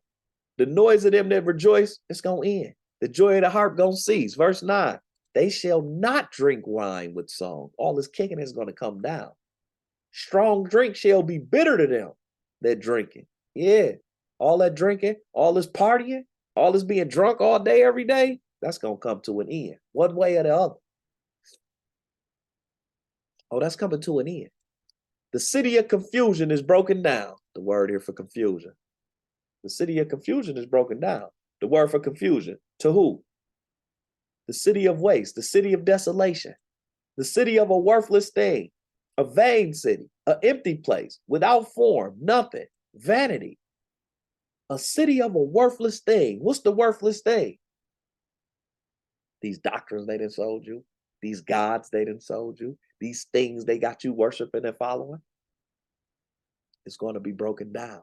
Who is the head of the city of confusion? Who defends the confusion all around the world? Where most of y'all sitting right now. Who defends it all around the world? It's in Africa forcing them to accept kids saying that they a different gender.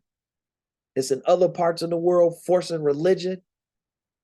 The defender of Christianity and Catholicism around the world. Who? The defender of all things anti-Semitic, Jewish. Who? The city of confusion is going to be broken down. Every house is shut up that no man may come in. When I read this one, it reminded me of the old movie Mad Max. I don't know if y'all remember Mad Max, but they was just coming through. It was toe up. And these tricked out cars, and you had people gathering in certain spots trying to pull together life the best they could, and everything was just desolate. And no man may come in. This is how I know he's talking about the last day with Carthage. Yeah, they had a judgment in the time of Isaiah, I'm sure of it. But no, they punishment wasn't sealed yet because they still had to, through that Romanus Pontifex and saying January 8th of 1455, you could go enslave whoever you want, South or Western Sahara. And then who did they go get though? They didn't just go down there picking up any old black people. They didn't. No, they got with some of them Hamites and they said, there's some people down here be wearing fringes. They don't keep the holidays as y'all. They got their own holidays where they be sacrificing lambs and they be talking about their God name is Yah and They speak Hebrew. Y'all know them people? And the man was like, yeah, it was a people moved through here a few years back, man. They got a tribe. They stay over there. They went and rounded them up. They wasn't just grabbing anything black. Know that. No, them people knew exactly who they was going to get. How? Because they was looking for you. There is crying for wine in the streets. All joy is darkened. The mirth of the land is gone. All that's got to come to a halt, y'all say. All that's got to come to an halt. In the city is left desolation, and the gate is smitten with destruction. Remember, he said in Revelation 18, I believe, Mystery Babylon is no man is going to inhabit it in the final desolation. It's going to be a place for jackals and every unclean bird, meaning fallen angels. The places of devils. No man is going to inhabit it, though. No. The gate is smitten with destruction. Why? Because y'all said it. Verse 13.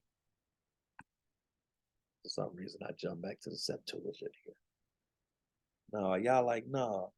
Verse 13. All this shall be in the land in the midst of all nations. You see what I'm saying about Carthage? It ain't just in North Africa. All nations. Why? Because you done scattered my people to all nations. Who is these people that he talking about? This is why we call this Who is Israel when we start. Who been scattered to all nations? Who is the bottom everywhere? It ain't just black people. It ain't just black people. What I mean by it ain't just black people is this is not talking about a color. This is talking about a family. This is talking about a nation. This is talking about a tribe. Who?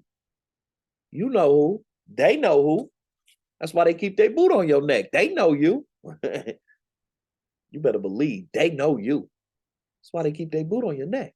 As if one should strip an olive tree, so shall they strip them.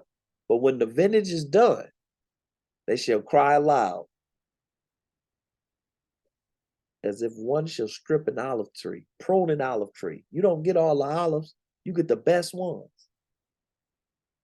Y'all like this the remnant. When the vintage is done, though, the word here for vintage. But sear, clip, that is a great crop. Who? You gather the best. When the vintage is done, they gonna cry aloud. When I gather the best, when I gather this remnant, when I gather the righteous, they gonna cry aloud and what? And they that are left on the land shall rejoice together in the glory of Yah. They gonna rejoice. They gonna know. There's a lot of y'all confused. Some of y'all might be confused hearing me right now. Just know, you gonna know. All this climate change and this alien invasion that they preparing this world for, no, that ain't gonna work. When this happened, y'all saying everybody who left, they gonna know the Most High just judged the earth. Yo, that wasn't no alien. That wasn't no climate change. That wasn't no rogue disease made in no lab. You know, people say everything. No, no, no, no, no. We ain't gonna get none of that no glory. You gonna say, we gonna rejoice together in the glory of the Most High. We gonna say the Most High that came to get his people. The water of the sea shall be troubled. Ain't gonna be no more of that. Business is about to be changed. No, the inflation is about to get worse. I don't know that. I'm just saying that is when business changes, inflation. Y'all's like, no, I'm finna change all that. The normal ways of business is that it's already changing. See, that's the thing. I was in the barbershop yesterday talking to an aunt who I didn't even know was familiar. True story, real quick, testimony. I go to the barbershop yesterday. I don't go to the barbershop every week. I typically go like once a month, but it's a lot going on right now to where I need to be presentable.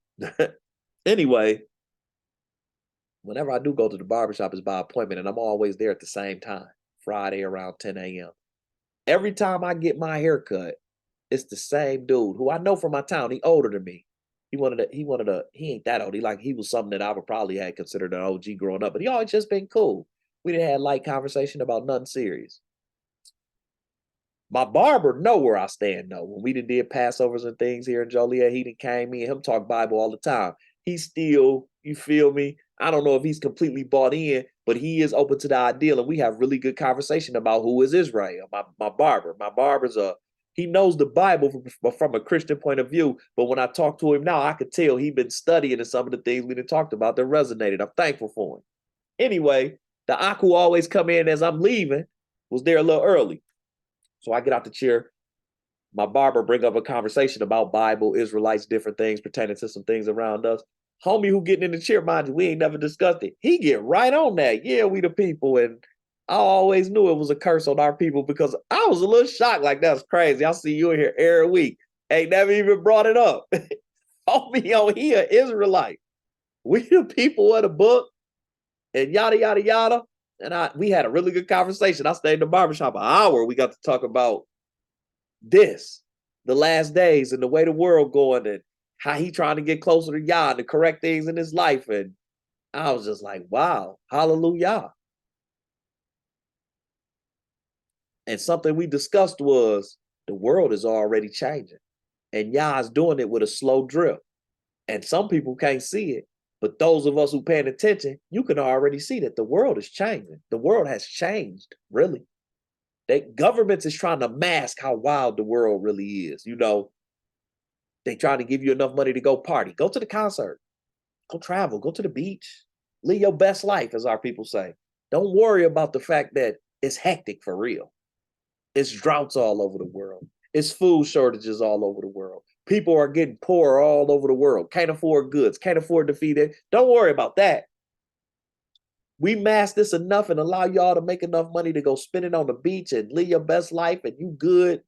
Don't worry about it until you wake up one day and a loaf of bread is worth a day's wages. Till you wake up one day and we go to the grocery store and they like, yeah, loaves of bread is $30.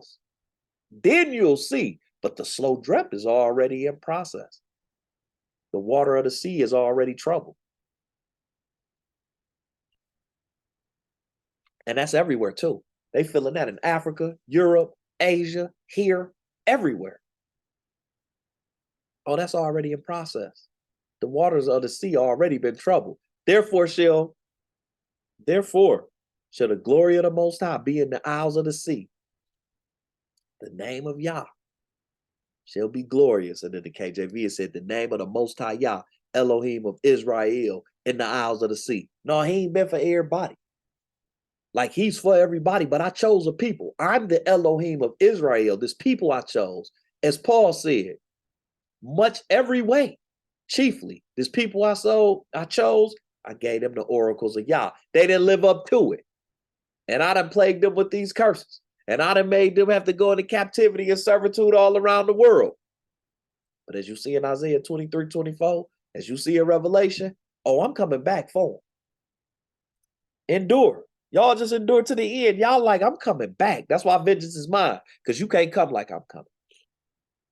You ain't got enough guns. You too poor. You ain't in no positions of power. No, you can't come like I'm coming. You can't come like I'm coming.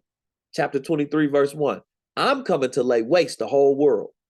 And we'll make it desolate. And we'll lay bare the surface of it and scatter them that dwell there. No, I'm coming in. You can't come like I'm coming. You ain't got it like that. You can't lay waste the whole world. I'm coming to shake the whole thing up. Why? Because of what they did to my people. You Carthaginians,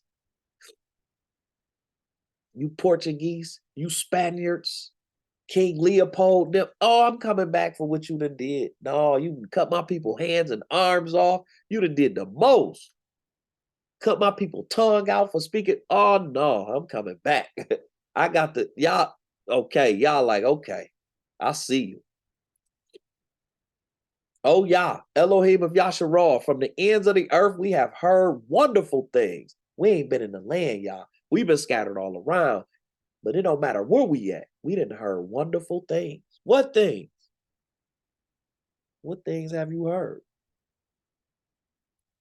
We done relearned you.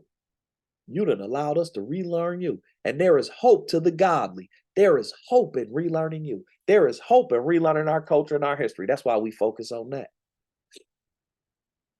They told us don't focus on that. You American, don't worry about that. They do the same thing overseas. You British, don't worry about that. You in England, you winning. You can still be in Africa. You want to be there? You see how hectic it is? That's what they tell you. Now we know now from our people, some of our people being able to go back. Africa is a beautiful place. It ain't just hectic, but that ain't what you see in the movies and the commercials. In the movies and the commercials, all you see is people poor. I remember the commercials back in the day. My cousin couldn't even watch them with the kids over there with the flies coming out their ears and everybody dusty and dirty, and that's what they play us on. You see that? You lucky, you in America. Yeah, you can't go to school with us, but you here though. You got Section 8 though. We just sold the covenant for a little bit of nothing too. You got Section 8 though. You gonna be okay. Nah, it's hope for the godly. We done relearned who we is. No, we know that this ain't enough. What? America. So what? We can go to college. So what? We can eat in the same diner as you and go to your schools. So what? We can marry a white woman now. You know, that's the thing now with Negroes. From slavery, you couldn't touch them. Jim Crow, you really couldn't touch them. Now everybody want to marry them. That's really a slave's mentality, the way our men run to do that, because it's the object, it's the shiny object you could never touch. Now you can touch it. Now every one of our men, and now even our men, you still got to get a little money to marry them. If you even think about it in the hood, the athletes and the stars is a giveaway. But if you even think about it in the hood, typically the Negro in the hood who married a white woman is the Negro in the hood who is considered to be educated or have a little money. You still got to have a little something to be able to marry one of them, but we so geek because we can touch the shiny object now. No, it's hope to the godly, I said. No, we were learning that while we chasing her thinking they want it, she should be chasing me because I'm a descendant of King David. This is what they stole from you. Y'all like, I'm going to give it back because we done heard wonderful things. But they shall say, woe to the despiser that despise the law. No, it's coming a day when we going to be like, no, we ain't on that. Some of us are already on that. Look, to each his own, but I ain't going to sin with you. I know some people I really love. I'd do anything with, anything for. I ain't going to sin for them, though. I ain't going to sin with them. I love them, though, but I ain't going to cross that line. No, and I'm going to tell them, woe to the despiser of the law. You better be careful. You hear what you're saying? You better make sure you know what you're saying. That's my job. Oh, no, don't do that. Don't do that, sis. That don't, hey, no. I feel you, but we ain't gonna go that route. No, and if you do, more power to you, and I'm praying for you, but I can't go do that with you, bro. No. Woe to the, because it's hope for the godly. And we didn't heard a wonderful thing. What's the wonderful thing? We didn't found out that King Solomon was black. No, I'm just kidding. Hey, yo. No, it's bigger than just that, but we know that we need people now. He just black. You know, that's how we be. Anything black. Black folks like, hey, we rocking with. No, it's bigger than just Barack Obama. No, because he was black too. And look what he did to Gaddafi. No, it's got to get bigger than that.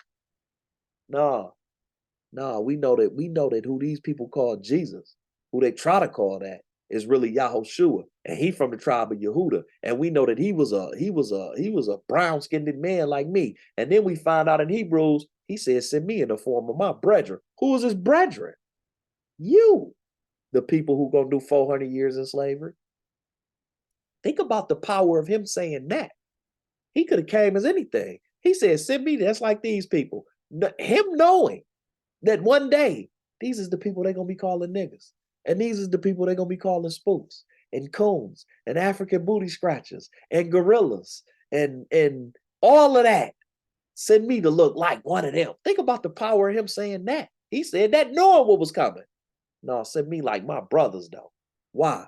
Because we done heard a wonderful thing. And it's hope for the godly. Man, coming to the end. Fear and the pit and the snare are upon thee, O inhabitants of the earth. We see that now. One of the main reasons I watch the news, because I don't really care what they're talking about. It don't move me, but I see the scripture in it. That's why I watch it. One of the main things I see when I watch the news is the fear on these people. Oh, if Donald Trump get back in office, this. Oh, if it's a recession next year, that. Oh, if they don't get this and that, these guns, woo, this, that. Man, these people scared of everything. Oh, if we don't get these fossil fuels together, these storms is going to get worse. Right now, what is it? Oh, that hurricane that blew that wildfire across Hawaii is because the ocean is hotter than it ever been because they dumping oil in it and all this plastic. And no, that ain't why. No, that ain't why. If you go to Hawaii, sadly, Hawaii is one of the most idol worship places I'd ever been in my life. And it ain't even the biggest place I've ever been. Hawaii is one of the most idol worship places I've ever been in my life. And it is not the biggest place I've ever been. The whole thing is an idol. The whole way it was existed. The god or goddess Maui was a fire and burnt herself up and became the volcanoes that was there, that was erupting and making the ground that they walk on. The whole ideal of Hawaii to the inhabitants there is idol worship. Let alone the other people who then came and overran it. The whole island is idol. That's why. It's fear. The fear of the pit and the snares upon thee. Verse 18. And it shall come to pass that he who flee from the noise of the fear shall fall into the pit. You can't run. And he that come up out of the midst of the pit shall be taken in the snare. For the windows from on high. Y'all like, hold on. Let me crack a window. Let me check y'all out. I see you. No, you can't run. My angels is coming down Jacob's ladder. No, you can't run. No, you got my attention. Mystery Babylon, your cup done runneth over. You got my attention. And the foundations of the earth do shake. The earth is moved. The scriptures say the earth can't be moved. Y'all like, no, the earth is moving. These birthing pains, the earth is in travail. The earth is utterly broken down. The earth is clean, dissolved. The earth is moved exceedingly. The scriptures say the earth can't be moved. Why is moving now? Because you done got my attention. And I'm shaking it. And these earthquakes is everywhere. I'm shaking it. I got to make sure that this get done the right way. You can't run. You can't run. The earth shall reel to and fro like a drunkard. Like a what? The earth shall reel to and fro like a drunkard, and shall be removed like a cottage, and the transgression thereof shall be heavy upon it. Y'all sinning continually. The earth is full of sin. It's only a few bright spots of righteousness. And we praying and we hoping and we thanking y'all for giving us the ability to be a bright spot. And it shall fall and not rise again. That's how I know this ain't happened yet. Because heaven and earth, not one word of this Bible will pass away. Not one word, not one yod or one tittle shall be changed in this Bible until heaven and earth is passed away. It ain't passed away yet. And the sin's still too heavy upon it. But it's reeling to and fro like it's drunk. Oh, we see that. The fear and the pit and the snare, people dying at an all-time rate, sadly. Oh, no. Oh, no. No. It's definitely acting like it's drunk. And it shall come to pass in that day that the Most High Yah shall punish the host of the high ones. Who? The host of the high ones on high and the kings of the earth. So if the kings of the earth are the highest of the high on the earth, who's these high ones on high he gonna punish? Nah, I'm gonna do more than just punish the men. I'm gonna punish the one who brought sin into the world. I'm gonna punish the prince of the power of the air. We talk about the last days. And they shall be gathered together. Who? The host of the high ones and the kings of the earth, as prisoners are gathered in the pit, and they shall be shut up in prison. And after many days shall they be visited. 1,000 years, actually. 1,000 years, actually, is the many days. 1,000 years. No, y'all like, I'm going to punish the host of the high ones and gather them with me. I'm going to gather all y'all together. I'm going to gather all y'all together. Know that. Revelation 20, verse 10. And the devil that deceived them was cast into the lake of fire and brimstone where the beast and the false prophet are, and shall be tormented day and night forever and ever. Oh, he has a moment too. And this is after what we read, but I wrote this down to show, oh, he ain't just judging men, he's coming to judge them too. The lake of fire and all that was created for the devil and the fallen angels. But some of you kings and men and regular people on the earth gonna go in it too. Why? Because you subscribe to that light. You love the darkness. You love to be able to do what you want. You love the do as thou wilt mentality. You love can't nobody tell you nothing and you living your best life. And you love that. You better be careful. Revelation 20, verse 15. The prisoners, as it said in Isaiah, all these people gonna be gathered together. Why? And because it's gonna be whoever was not found written in the book of life is going to get cast into the lake of fire. No, it's going to be more than the high ones. That's why he said the high ones and the kings right here. No, it's going to be a bunch of people. It's going to be a bunch of people. Fallen angel, demon, all that. Sirens, all that. Men and women. all that. I can't say children, I don't know how that go, but men and women, all that, they shall be shut up in the prison. And after many days, they shall be visited. He talking about the 1,000 years. After Hamashiach comes and establishes the reign back on the planet, after 1,000 years, the devil will be let out of the pit. And he's going to get a bunch of more people to go with him. And then all of them and everybody who already done lived wickedly are going to go into the lake of fire together. That's what he's saying. I'm going to gather all these prisoners together. Then the moon shall be confounded, and the sun ashamed, when Yahuwah Sabaoth shall reign in Mount Zion and in Jerusalem, and before his ancients gloriously, the elders, the ones from long ago, Adam, he gonna be there. Enoch, he gonna be there. Jared and Mahalalel, they gonna be there. Canaan and Enos, they gonna be there. Lamech, Methuselah, they gonna be there. Noah and Shem, he gonna be there. Abraham and Eber, they gonna be there. Most definitely. Isaac and Jacob, they gonna be there. Yosef, Yehuda, the fathers of it, they gonna be there. Is we gonna be there? That's the question. Is we gonna be there?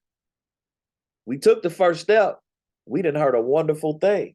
What's that thing? That we are Israel. We have been given the oracles of Yah. We are the light of the world. The reason why the sun and the moon gonna be confounded, it ain't gonna be no need for it. The light of Yah gonna be there. Hallelujah.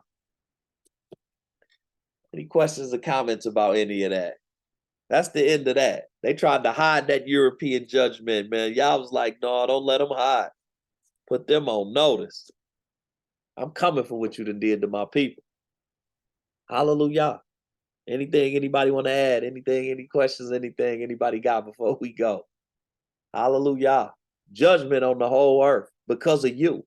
So many of our people can't even fathom the ideal of that. This world, we've been beat down so far here. Our people don't even know. This world right now is being, the world too, not just no one place. The entire world right now is being judged because of us. But once you steal our history and our culture, we'll never see it. And that's why all of you better give thanks that the Most High done allowed you to see it. And you know. Hallelujah. Anything else anybody want to add? Anything anybody want to take away before we go? It's always a pleasure. Hallelujah. If not, Akoti Sammy, I see you in here. Shalom, sis. How you doing? What you up to, Sammy? I am drifting. I am not gonna lie. I'm in the bed, and I think my mom is asleep too. Hallelujah. Your voice. Yes, that's good. Hopefully, I'll get to see y'all before we leave.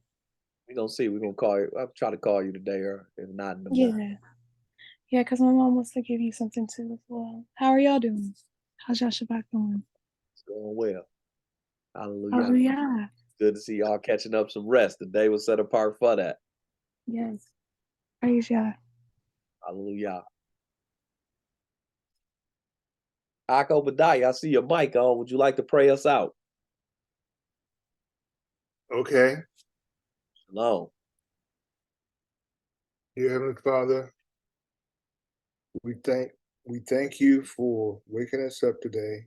We thank you for bringing us this very deep and important message that we need to wake up, straighten our lives up, so that we won't be caught in that lake of fire, that we will be amongst the ones that go with Yahuwah to the promised land and live forever. Heavenly Father, we know that we, your children, don't always do right, but our intentions are good. But the way we go about doing things from day to day is not to your liking. Heavenly Father, forgive us, for we are flesh and we're cardinal, but that's only part of it. The other part is for us to continually try to improve ourselves, understanding what the 10 Commandments are, the laws are, and where you want us to be. Heavenly Father, thank you for everything that you've done, because you do bless us every day. And we thank you. In the name of your in the name of your Son, we thank you. And we ask for continuous forgiveness. Well, we ask for forgiveness because we have to come to you every day. But we want to say we thank you and hallelujah. Amen.